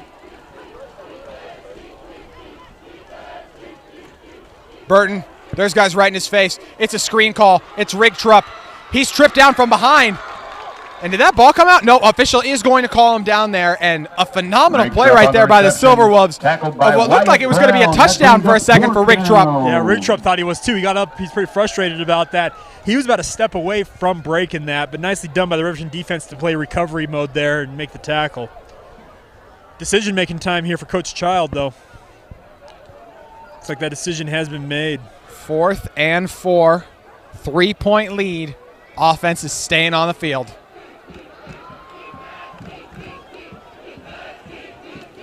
Burton, as usual, back to under center. They're in the eye. They give it right away, and pressure comes through. He sees his man to the outside, and it's going to fall incomplete. Another really nice coverage to the outside by Whiting again. I'm not going to lie. I'm surprised that flag was not thrown for pass interference. That defender got there early. Yeah, Lincoln Whiting on the coverage. No flag, so it goes down as 2 phenomenal pass breakups by him on that on that series. Props to Whiting there, because I thought he got there early, but you know what? Sometimes that flag doesn't come out and you get away with one. Fights hard.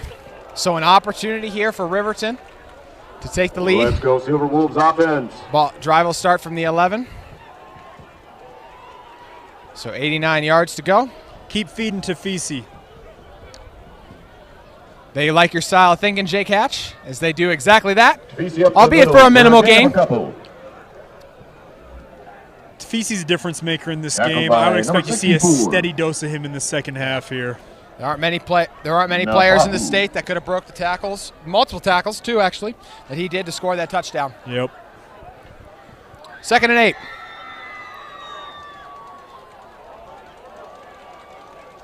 Meyer gives it again to Tafisi. He bounces it to the outside, shakes off the initial tackler, and another really nice run by Tafisi, who just refuses to go out of bounds. He just shakes guys off. He just shrugs them off. It's incredible how he does it, because it's just a smooth style. He's not a big body, but he's got a nice blend of speed and power. 3rd and short. Smooth and shifty indeed. 3rd and 1. You knew they were going to give it to him. They do just that. There's a hole right up the middle. Tafisi making plays, makes another man miss. He gets tackled from behind, but not until the huge gain. And there was a huge hole opened up by the Riverton offensive line there. Yeah, I got to give some love to the big boys up front. What a hole they opened. He jumped over a guy who was on the ground. He was off to the races at that point. Very nicely done there. We see the tempo. They're going to try to keep feeding them. Wear out the defense here. As an offensive line, if you know you have a running back who just got to make one guy miss, it gives you so much confidence. They go for the slant. And that was a tough catch made right there. Myers starting to get into a little bit of a rhythm here throwing that football. Jake Myers complete to Logan Dunfield. Logan Dunfield on the reception there with the tough slant. Tafisi's coming to life. So is the Riverton offense. Yep, Myers is starting to get into a little bit of a rhythm here. It's nice to see. Riverton trying to capitalize on the momentum of that fourth down stop. As Meyer drops back, he throws it up a little far to his guy, but he was held on to, so that one's going to cut. That one is going to be a nice gain there for the Silverwolves. It's a nice sell job there by the receiver, obviously, to sell that, to get the referee to get you to throw that flag. But it was, guy, you grab hold of him there. So another break here for Riverton. You see the defensive holding comes in right there. On the Red Devils. Point I was going to make earlier as well is if you're as an offensive lineman, when you have the confidence in your running back to know if we do our job and we leave that one or two guys unblocked, that's how it's gonna break down, and he can make a miss. It just gives you an even more a boost of confidence and excitement when you see a guy like Tafisi get in the open field. Absolutely. Silverwolves have got Springville reeling a little bit here. See what they can do. Dropping back is Meyer. He feels the pressure. He's going to run up and he's going to get dropped. Nicely done there by the Springville defensive line. That was just a four-man rush that got to him there. Very nicely done by that defensive front. The offensive line of the Silverwolves had been dominating the trenches on this drive. We see right there Tyson Naufu with the big sack. Brings us to 2nd and 14. Just over 4 minutes to go in this third quarter. Meyer gives it to Tafisi right up the gut once again, and the ball pops out. And it looked like the Red Devils might have it. They do have it. They've been indicating it's Springville. That's another critical turnover for the Silverwolves when it seemed like they had something working there. Tauficio beat himself up over that one because he had a nice run going, and that ball just pops out. We saw it on the first drive in the first half. This time it comes on the second drive of the second half. Critical turnovers, man. We'll see what Springville does to respond here. That could be a momentum changer, though. Springville had a turnover of their own on downs, but a big opportunity here. But this is what Springville does, by the way, JT. In all my years of watching them, they come up with critical plays in critical situations. Right up the middle to Rigthrop. He's going to try to bounce it outside and unsuccessful. A nice play made right again by the Silverwolves. Yeah, Rigthrop just having a hard time finding any space to work with. Very nicely done by the Riverton defense there. Yep. Making a big-time play in the backfield there is Colin Haig. I was going to say, wasn't it Haig coming up there making that play? Yeah, Haig doing a good job of closing things off quickly. Brings us to 2nd and 13.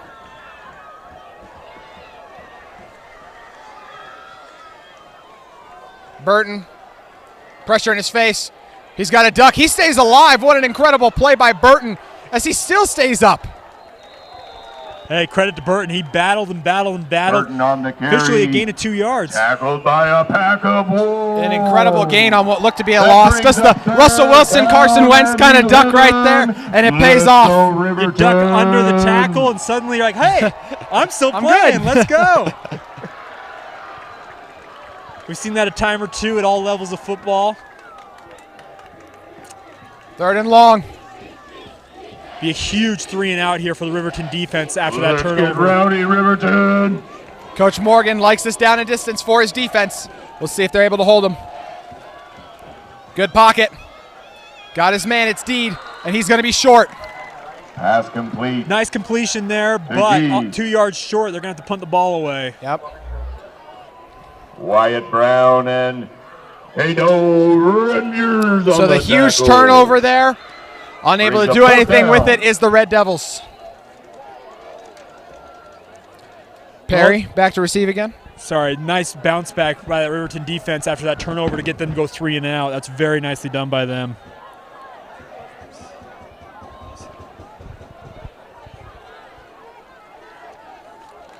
Antonino, that was nearly blocked.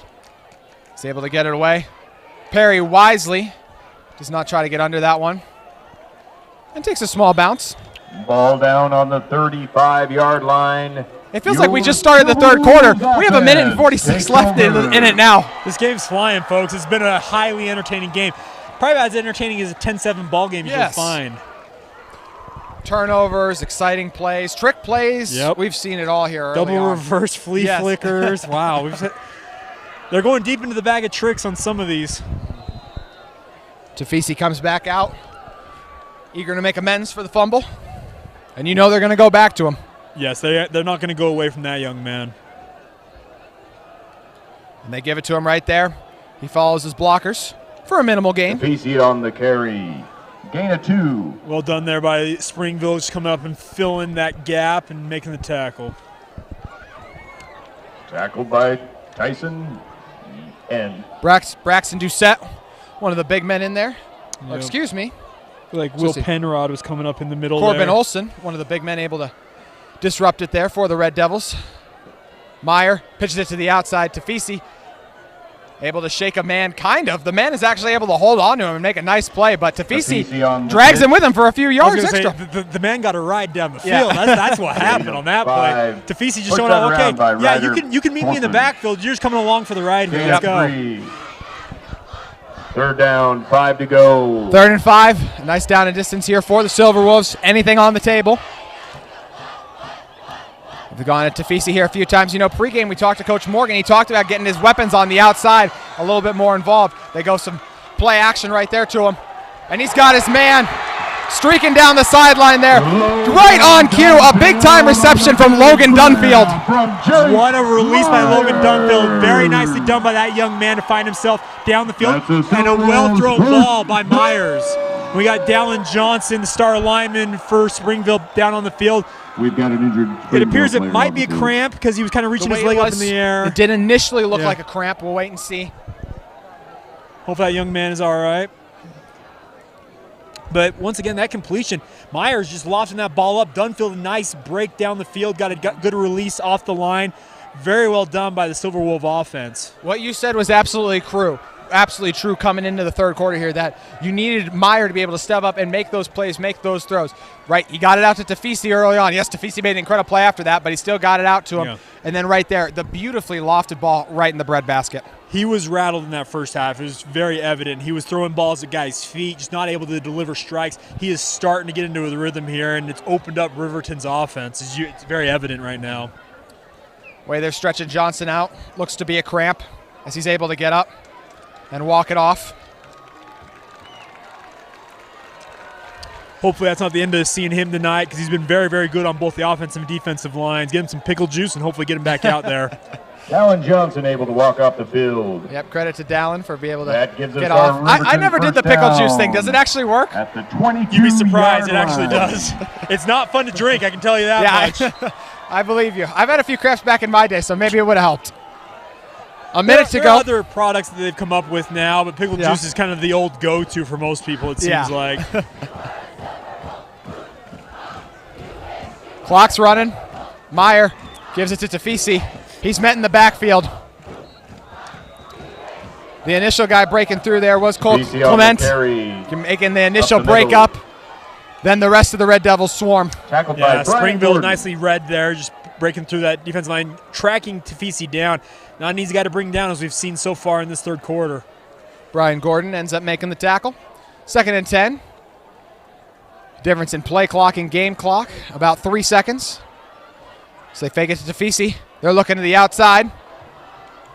And a diving catch, but it does hit the ground. Officials all over it. They're saying it hit the ground, much to the displeasure of the Silver Wolves faithful. The back judge had no hesitation in saying that ball bounced off the turf there, an incomplete pass. Logan Dunfield incomplete in the end zone. That was a close one, I'll give him that. Another really nice thrown ball by Meyer. Dunfield trying to lay out, looks like he has it. Look, I get the boos, but they had a better view of it than any of them. Yeah, the back judge, he was beeline for that. He watched that the entire way. He was emphatic about it. The side judge didn't even argue with him about it. 3rd and 10 with 13 to go in the third. Ball on the 22. Opportunity to tie the game.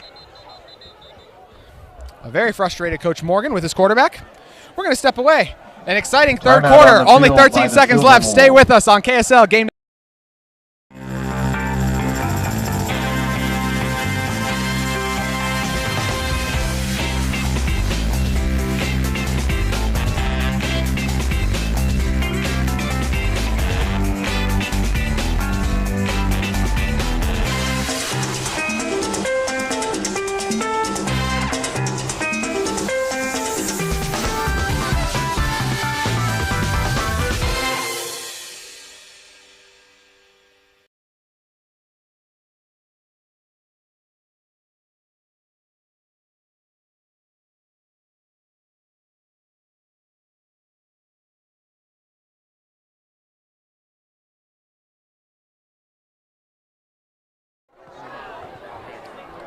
Welcome back inside to Riverton High School here, and we got another look at that call that was heavily protested by Riverton right there. Jake, you agree with the call, though? Yeah, we saw a replay, and it looked like that ball was trapped. It was a well-thrown ball. There's no doubt about that, but it was very much the right call by the back judge. 3rd and 10. See two receivers stacked at the bottom. Two to the outside. Tafisi in the backfield. Opportunity to take the lead. Meyer got his man. He's able to hit him. A big pickup for the Silver Wolves. Myers And a nice catch is made. To Sam Woolley for a Silver Wolves first down. Hey, Jacob Myers is starting to deal here, folks. He is making throws. It's impressive. Sam Worley, the big reception over the middle. They get the ball out with 2 seconds left. They didn't have to snap it. They're going to pay for that decision, too, as they lose a huge gain right there. Small leading the charge with Gordon coming in to clean it up. Brian Gordon made a beeline in the backfield and just made the tackle there at the end of the quarter. That will end the quarter, so an exciting third quarter comes to a close. But the fourth quarter right around the corner. You're watching KSL Game Night Live Rewind.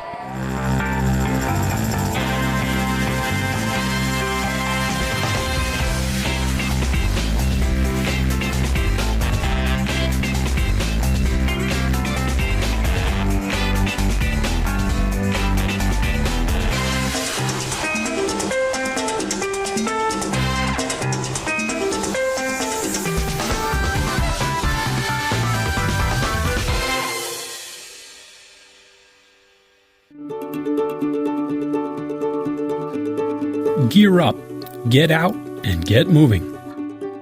Locally owned and operated since 1995, visit us at saltlakerunning.com today. Welcome back inside to Riverton High School. Fourth quarter set to get underway. JT Wistersill and Jake Hatch on the call with you. And it was a fun third quarter, wasn't it?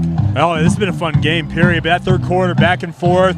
Riverton getting themselves back into this one, trailing by 3, and now they got a chance to potentially take the lead here. Yeah, it looked to be about a loss of 2 on that last run right there. Try to get it going with the catch them off guard. You don't need to run a play. They decide to run one quick. Meyer gives it to Fisi. He's got it. That's a touchdown and the lead for the Silver Wolves. They ride with the guy who's gotten them here and an offensive line that has been doing work in this second half. When in doubt, hand it to Sal Tafisi. He'll take care of the rest. 2 touchdowns for that young man, and Riverton's got the lead. Sal with the big-time touchdown. Puts the Silver Wolves on top. Opportunity to extend it here.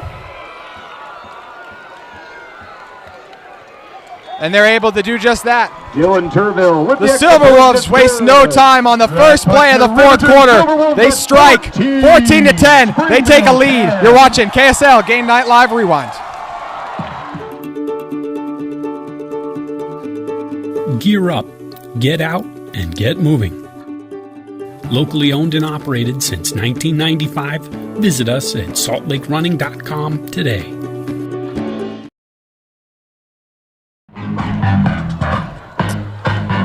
We talked about it. It was an exciting third quarter. The fourth quarter shows no signs of slowing down. And your indication right there, you get a touchdown right away to open the fourth. And who else but Tafisi, who now has 2 touchdowns in the second half, Jake?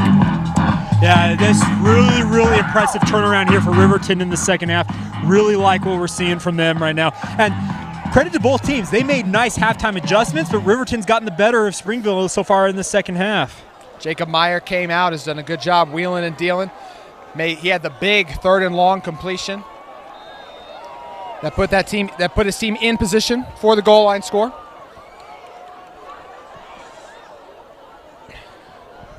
As this one's ready to go. It's going to be returnable. An opportunity here. Up the gut following his blockers. Ends up going for a nice gain to around the 25. Toki on the return. For Toki. Tackled by Jackson Croft. So 11:45 to go in the game. Ball's on the 26. First time Springville has trailed. Possibly very well for the season. Yeah, Riverton is absolutely balling out right now. I'm really liking what I'm seeing from them, but Springville very much not out of this game. They've shown some really nice things here. If they can get this, the biggest thing for them is getting the run game going a little bit. They give it to Rigtrup. Up the gut, another minimal gain. on the carry. Tackled by a pack of wolves. Getting back to my original point, Springville doesn't need to fret here. They can still run their offense. There's still plenty of time in this ball game. This is not where you need to freak out. And you saw that first down run there. They're going to stick to their guns. Silverwolves front 7 has done a marvelous job holding Rigtrup in check tonight. That's not going to stop them from getting in that I formation.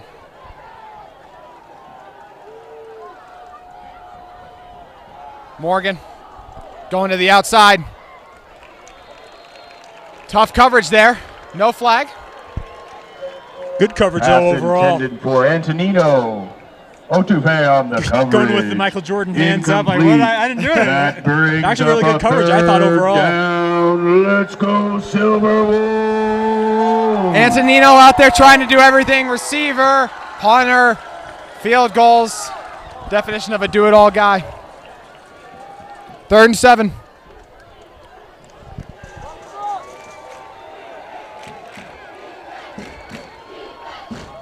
Let's get low. Burton gives it up the gut to Rigtrup. That's the hole they've been waiting for. He's got a nice carry there, and it goes for a first down. Rigtrup nice on the draw carry play for there. the Red Perfect Devils. time to call that play. Picks up a first down. A nice run by Rigtrup to pick up the first Brought down by Ruben well Otupe. done by the offensive coordinator over there at Springville.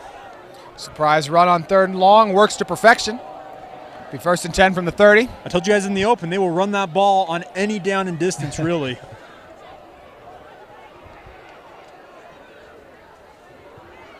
Still see 5 Silverwolves crowding the line of scrimmage. That won't stop them from giving it to Rigtrup.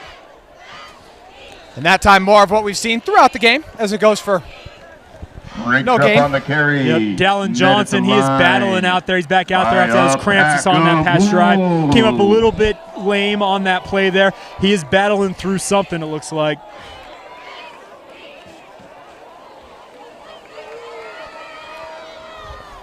Ryder Burton on second and 9.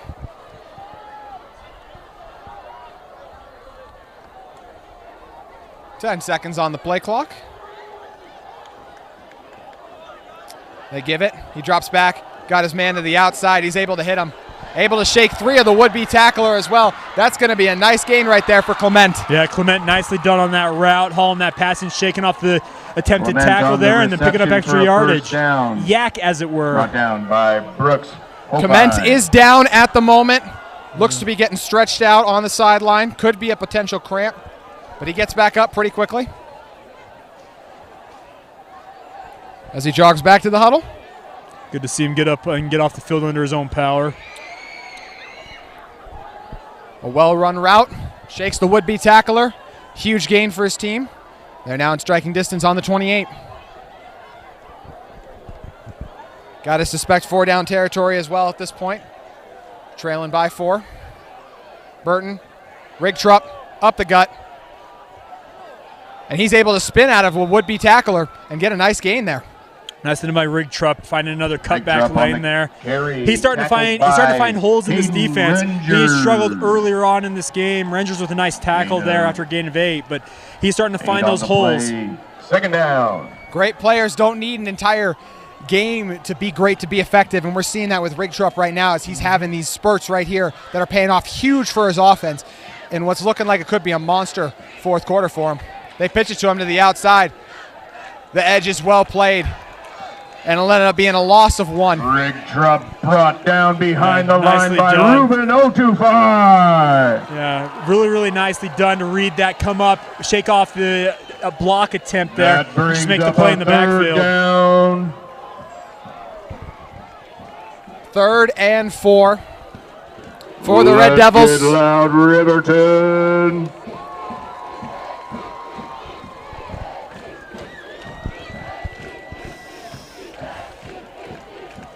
Burton gives it to the fullback. It worked earlier, and it works again. Another nice gain on first down there from Will Penrod Penrod. on the carry, tackled by Wyatt Brown. Penrod is very effective in Enough his for a role. Springville first down. Playing fullback is not a fun position because you're hitting a lot of dudes and whatnot, but every so often you get a chance, and he responded nicely there with a 5-yard gain when you needed 4. So hard, too, if you're a fullback. You can't really get low when you get the ball. That's why you always see fullbacks look like they're standing up. Shoulders curled over, yeah. There's no doubt about that. Acting like the bowling ball, and and Penrod able to get the first there. Burton, he's looking to the outside. He's got his man. They're able to throw and make a nice, easy catch right there. The big-time Clemente catch will give the Red Devils a lead once again. Clement. Red Devils. And Burton making plays. Yeah, Burton with a nice throw to the outside there, and Clement, he made that look super easy, honestly. Nicely done to retake the lead for the Springville Red Devils. You hear the Silver Wolves, the life of the crowd, get sucked out of them for a second as their team lost the lead, but Burton and the rest of this Red Devils offense coming alive strong there. Clement making a number of big-time catches on that drive. Opportunity here to make it a 3-point lead. And that one will be blocked. The huge block coming in off the edge right there. Attempt is blocked by Lincoln Whiting. Lincoln Whiting, who has made a number of huge plays in coverage. We think he got a hand on the one earlier as well. Right there makes the huge block. He's been lightning off the edge there on those kicks, and he's getting after it. Springville's going to have to make sure they get a hand on him moving forward here because you cannot afford to give up points here. It's only a 2-point lead now suddenly. Field goal could win this game. Lincoln Whiting with a huge block there. Clement thought he had his team set up to make it a 3-point game. Lincoln Whiting says otherwise. Missed extra points never come back to harm you, do they? I don't know. I don't know. We'll wait and see. We got ourselves a ball game, folks. It's been a fun one. 8:11 left to go here. As jump around blares.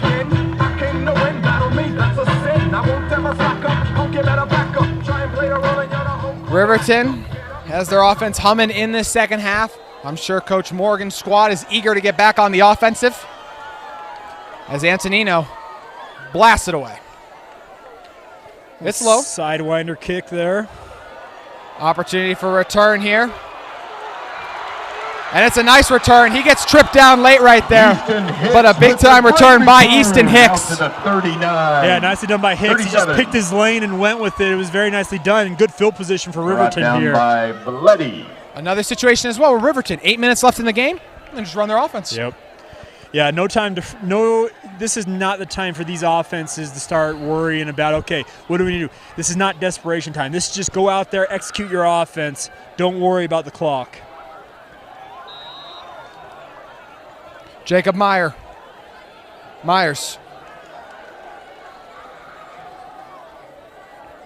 Myers gives it to Tafisi.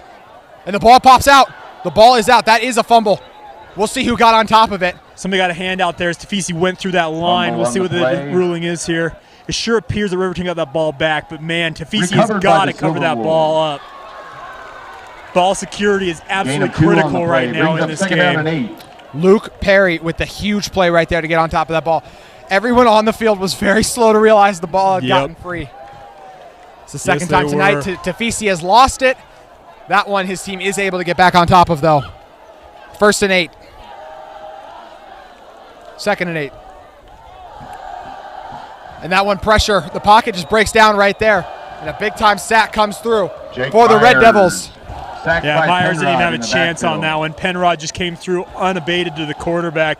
Just no chance. He just sat down and said, okay, yeah, I'm sacked. The big-time play by Penrod there will be into 3rd and 13 with just over 7 minutes remaining. Ball on the 35. Riverton sticks with the game plan. Gets right on top of the line of scrimmage. Myers, he's got a pocket. He sees his man to the outside. It's the other man, though. That one is picked and just ends up stumbling and losing his footing out there.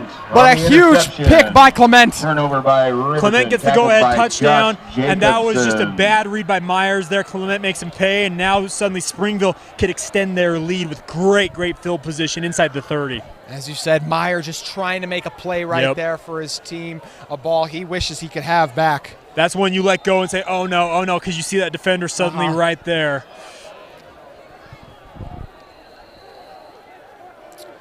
Just under 7 minutes to go now. Ball on the 29.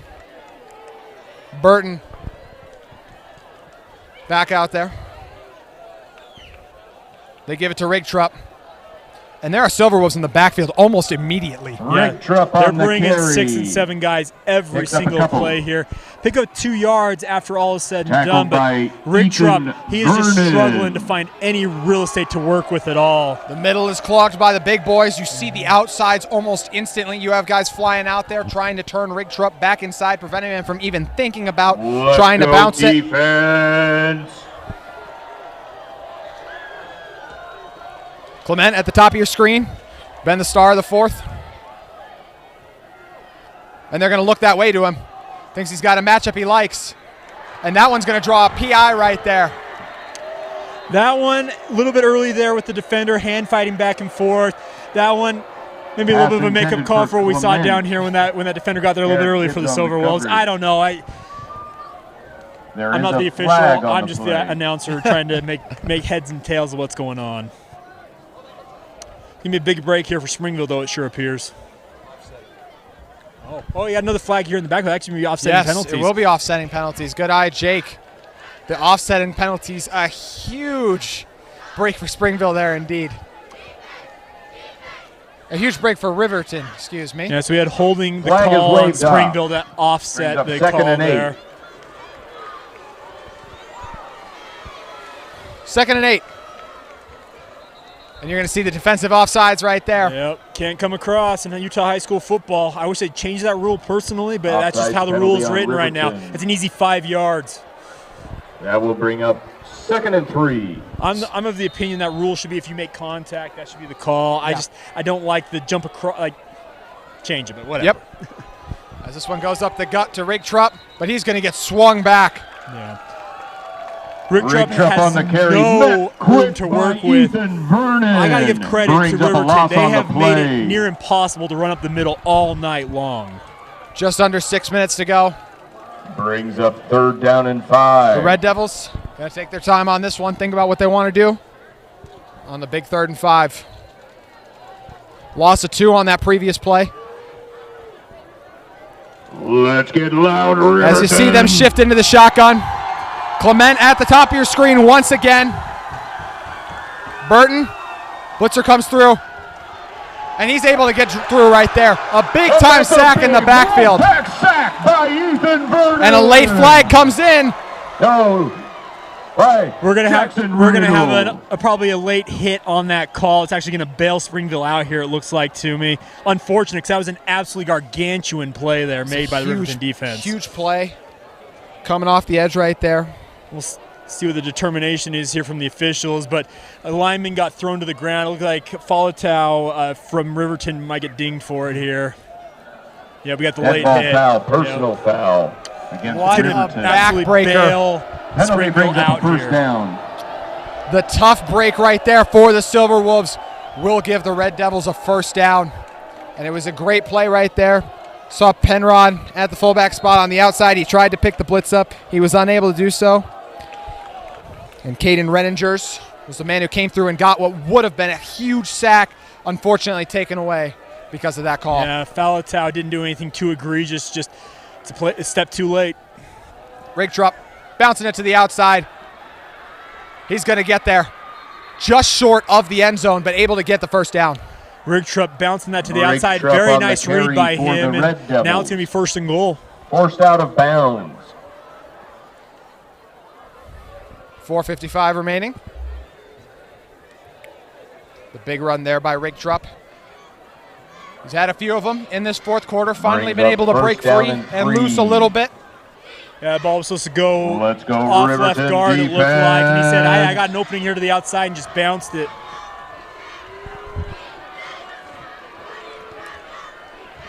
First down, 3 to go. First and goal, my mistake. Rigtrup, he's in. That's a touchdown. Touchdown. Springville Red Devils. Springville able to Rigtrup on the extend their carry. lead with Rigtrup, the star of this team, finally finding his way into the end zone. Wasn't easy, it wasn't pretty, but it was effective. An opportunity here to make it a big 9-point game. I was going to say, it makes it a 2-possession game with this extra point here. If you're Springville, you're identifying what's coming off that edge there, and you're blocking it, making sure nobody gets around. Luke Whiting, top of your screen. He's the man who blocked the last one. Antonino gets it away. Almost got there again, did Whiting, though. He almost did. Unable to get through on that block is Luke Whiting. And so Springville takes a 9-point lead, 23-14 on the KSL Game Night Live Rewind Network.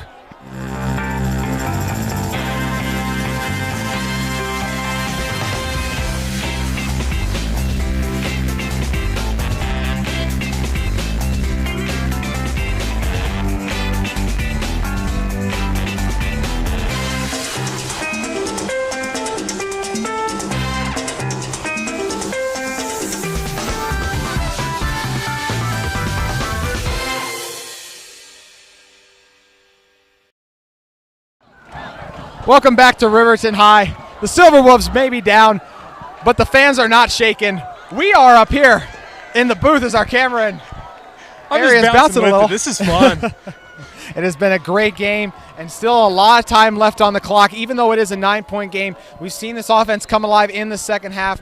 Myers has been able to make some plays, and they got a chance here to still get back in this one. A chance to return it. As he takes it up the sideline. Ends up getting knocked out of bounds right there. Easton Hicks on the return. I like Easton Hicks as a returner. He sets up his blocks nicely, finds a lane, and just sticks to it. That's, as a kick returner, line. You've just got to pick a lane and go with it. There are too many guys who are too indecisive on stuff like that. Let's go Silver Wolves. Myers in the offense coming back out. Big drive here if you're Riverton. You need points. There's no doubt about that.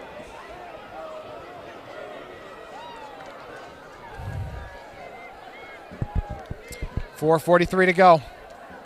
Myers, protection, holds up. He drifts.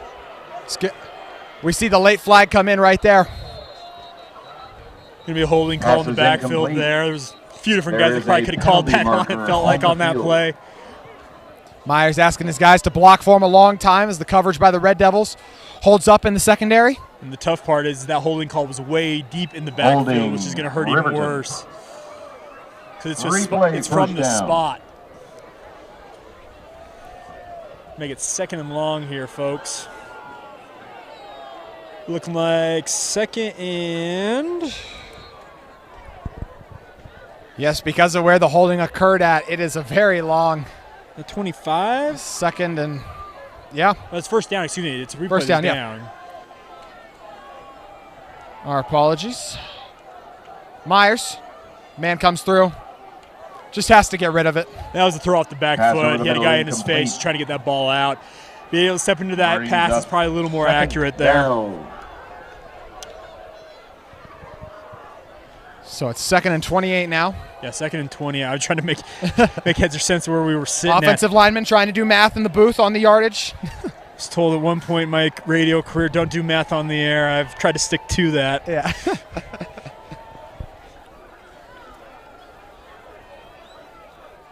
Myers making some calls.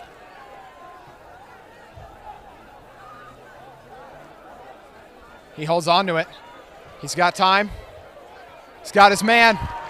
A nice gain, able to get a large chunk of it back right there as he's able to find Sam Woolley. Woolley is a very good slot receiver working across the field there. And a nice find by Myers to his credit. He realized, hey, I got that guy. Let's get the ball to him. Let's get rowdy though. He's been able to hold on to it and make a few plays. Has to make another one here. 3rd and 9. Flag comes in almost immediately. The tough catch is made. It's going to be short of the first down, but we're going to see what that flag is. I do wonder if there was a guy lined up, Penalty too many men in marker the is on the backfield. play. As the officials have a discussion. Coach Morgan involved.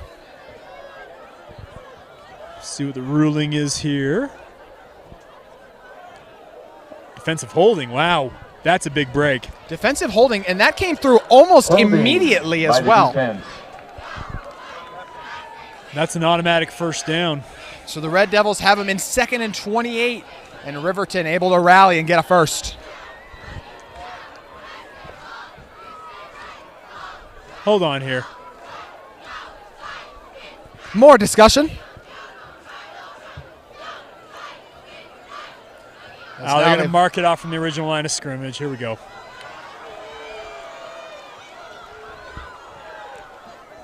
Six, 7, 8, 10. There we go. All right. And that is a first down, finally. Lots of confusion there. After the penalty, that's a Silver Wolves first down. So the first down does occur. 3:52 left to go in the game. You got to start thinking clock management here if you're Riverton. You got to get going. 5 defensive linemen on the field trying to bring the pressure, not give any time. Myers gets rid of it.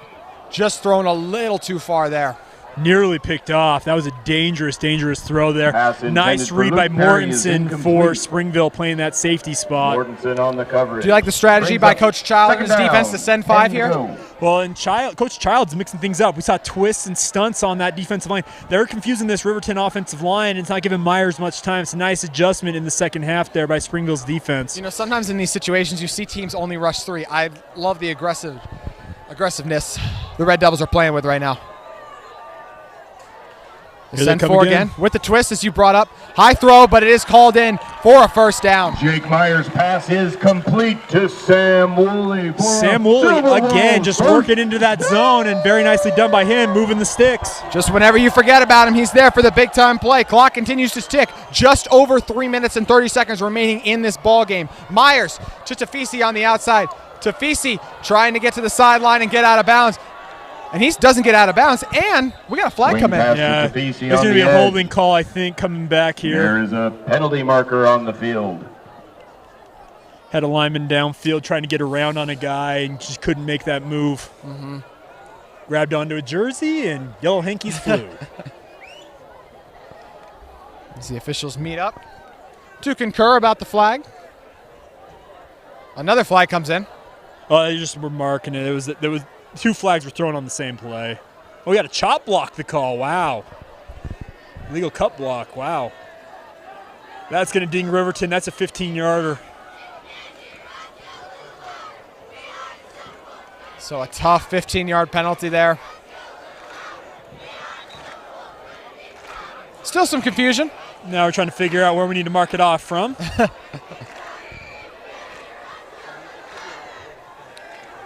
From the spot of the foul and walk it back.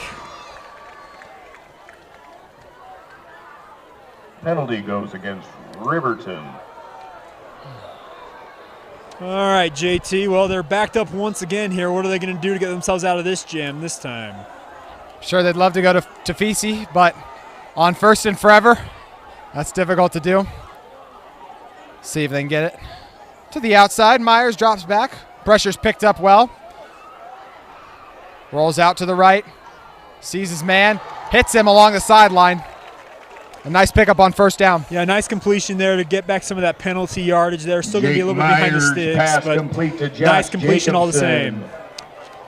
Jacobson absorbing the hit, by the way, after hauling in that pass. Credit to him for making sure he ensured that catch.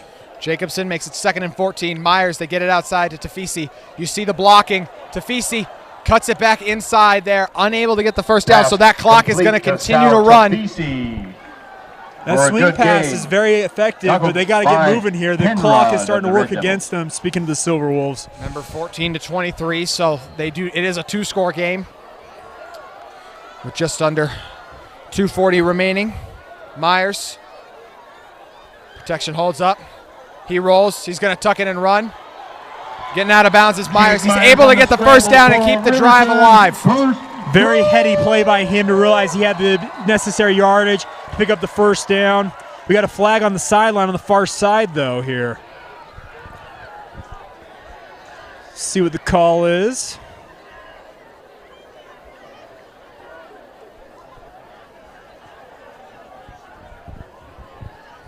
Appears to be a Looks penalty like marker. Riverton indicating it's on Springville. Waiting for it to come in. 2:32 left. Ball now on the 42. Or correction, ball on the 36 at the moment.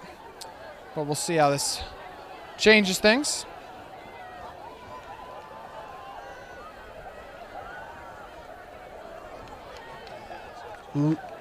Illegal touching? Is that the call there? I believe so at the moment. That's the indication, right? Illegal touching, I believe illegal so. touching. I'm just not sure why that's coming from the far sideline. I'm not. I apologize to our listeners. I don't necessarily know what happened there. Illegal touching by the Red Devils. Illegal touching? Did the player not, I guess the player did not establish himself back in bounds, I guess. We were unable to see where exactly it occurred. But nonetheless, positive play for the Silver Wolves. Yeah, I'm still not sure about that call. I honestly, I've watched a lot of football, and I've never really heard of illegal touching for a defensive player. Looks like we're set to resume play here. Chain gang needs to get in position as well. See him walking up. Chain just confuses everybody else out here. Apparently, I'm not sure what's going on. After the play, the penalty takes the Silver Wolves down to the 21-yard line. A huge first down gifted to the Silver Wolves there with 2:32 remaining. And they keep going. You're the PA announcer, and they keep going. Trying to. Because they do. Ball on the 15. Extra yardage as we're ready to resume play. And another stoppage. As looks like it's going to be a timeout from the Red Devils. Timeout. We're going to take a break. We've been moving at a breakneck speed, so we're going to step away for a moment. You're watching KSL Game Night Live Rewind. I still don't know what that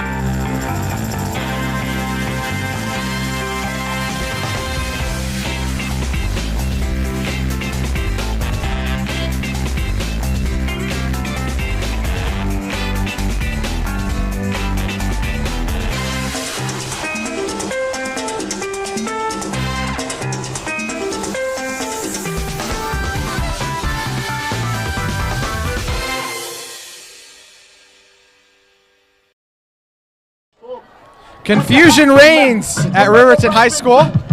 Illegal touching the call. A huge first down for the Silver Wolves. 2:32 left here still. A lot of time.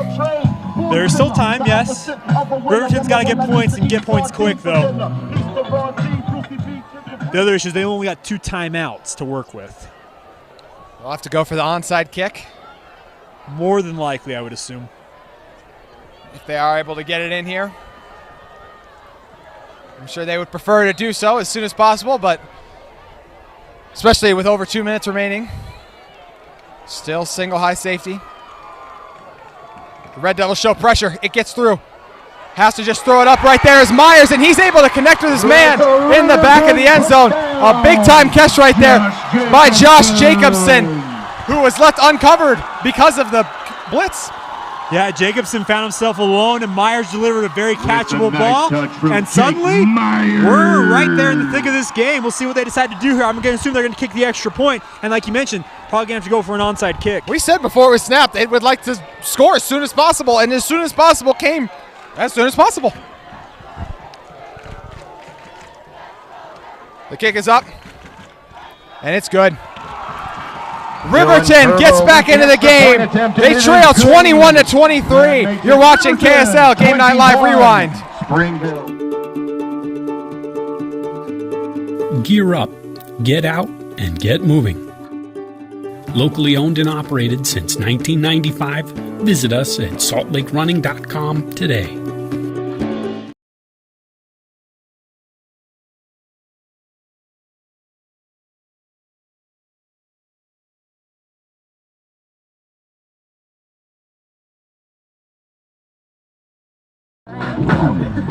Welcome back to Riverton High School, where we have a great game still brewing for you. 2:27 left, 23-21. Myers connects with Jacobson on the big-time touchdown in the end zone.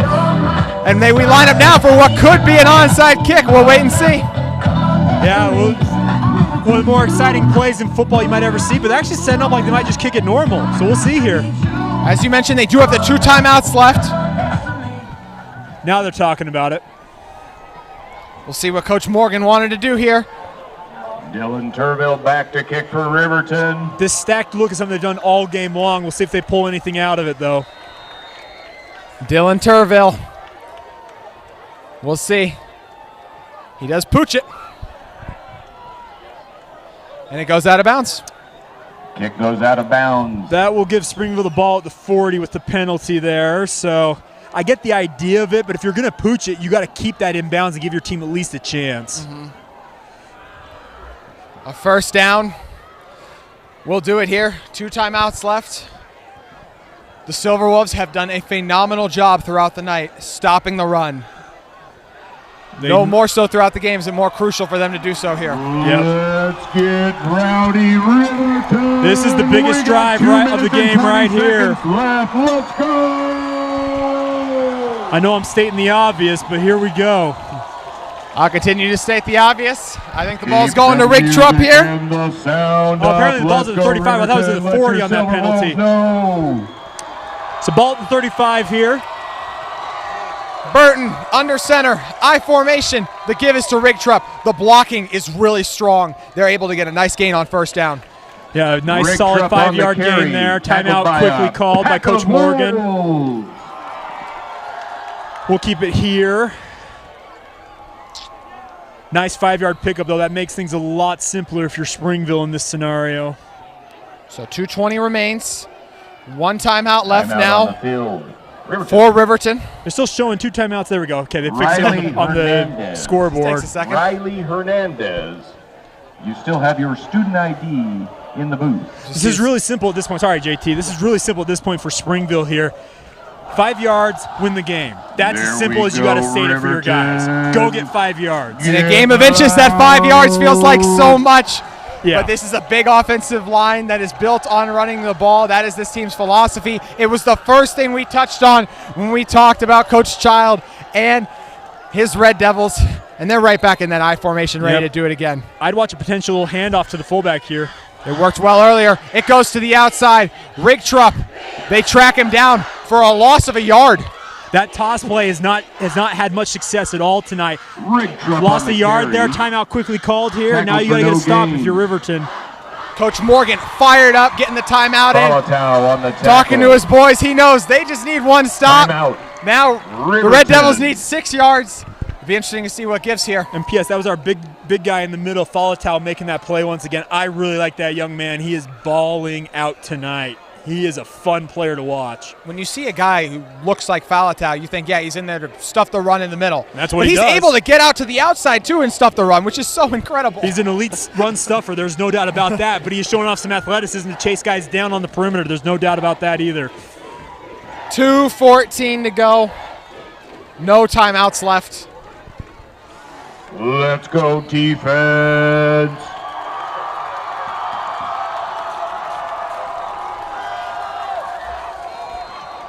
Burton, he gives it. Rig Trupp tries to bounce it to the outside. And the diving Rig Trupp is not only going to get the first down, he's going to stay in bounds as well. Rig And that Trupp clock on the is going to carry. run a huge first down from Right Rig at the Trupp. line to gain. And that should seal it, folks. What a run by Rig Trupp. When you need it, he shows up, picks up the First 6 down, yards, Springville. and that's it. That's going to be ball game, folks. Victory formation coming out here for Springville. The Silverwolves fought so hard. Even right there, it looked like they had him, but the extra effort by Rig Trupp reaching it out, able to get the big-time first down there. And with this clock running at 1 minute and 40 right now and the play clock down at 10, they're just going to be able to take a knee. Or they can still run the ball. Rig Trupp, up the gut, dragged down for no gain. Rig Trupp on the carry for the Red Devils. Coach Child doesn't want to Gain of take any chances, 0. apparently, with taking a knee, so he's Carson just going to Sanchez run it in the on the middle of the tackle. line. Brings up 2nd and 10. So 2nd and 10 here. Clock at just over a minute right now.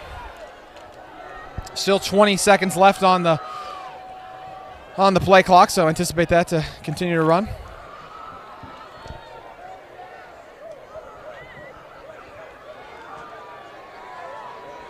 Burton coming back out under center.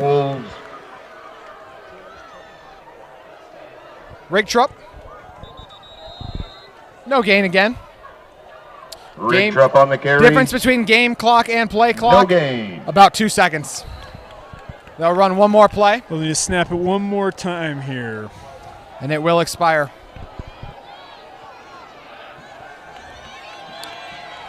So 23-21 will end up being our final, but what a phenomenal game it was, Jake.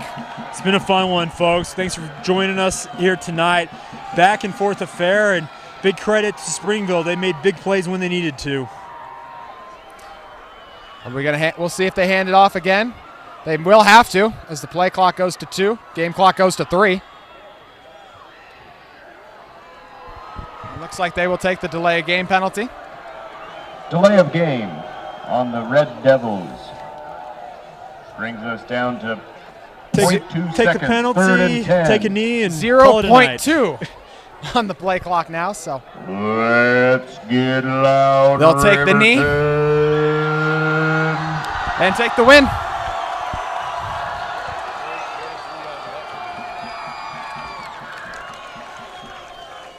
Red Devils decide to huddle up with about 13 left on the play clock. Not sure what they're doing here. It's just really simple. Delaying the inevitable. You got to go. As they do. Burton takes it. He runs back. He goes down. Game, folks. The Springville Red Devils move to 4-0 on the season. They stand tall Riverton and High conquer School their would toughest like to test of thank this everyone young for your season so attendance and far. support of Silver With the Wolves Silver Wolves football. with a tough Please battle. be Jake, your courteous. final thoughts And on as this you leave game? the stadium, Yeah, what a be game kind it and was. loving That was to a your friends fun and neighbors and drive contest. safely And home. credit to Springville. They remain undefeated on the season, but Riverton gave them everything that they could handle. Everything they could handle, indeed. Both defensive lines were dominant throughout the game. We saw the offenses get going more in the second half. It was a fun one out here. We appreciate all of you for joining us on KSL Game Night Live Rewind. For Jake Hatch, I'm JT Wister.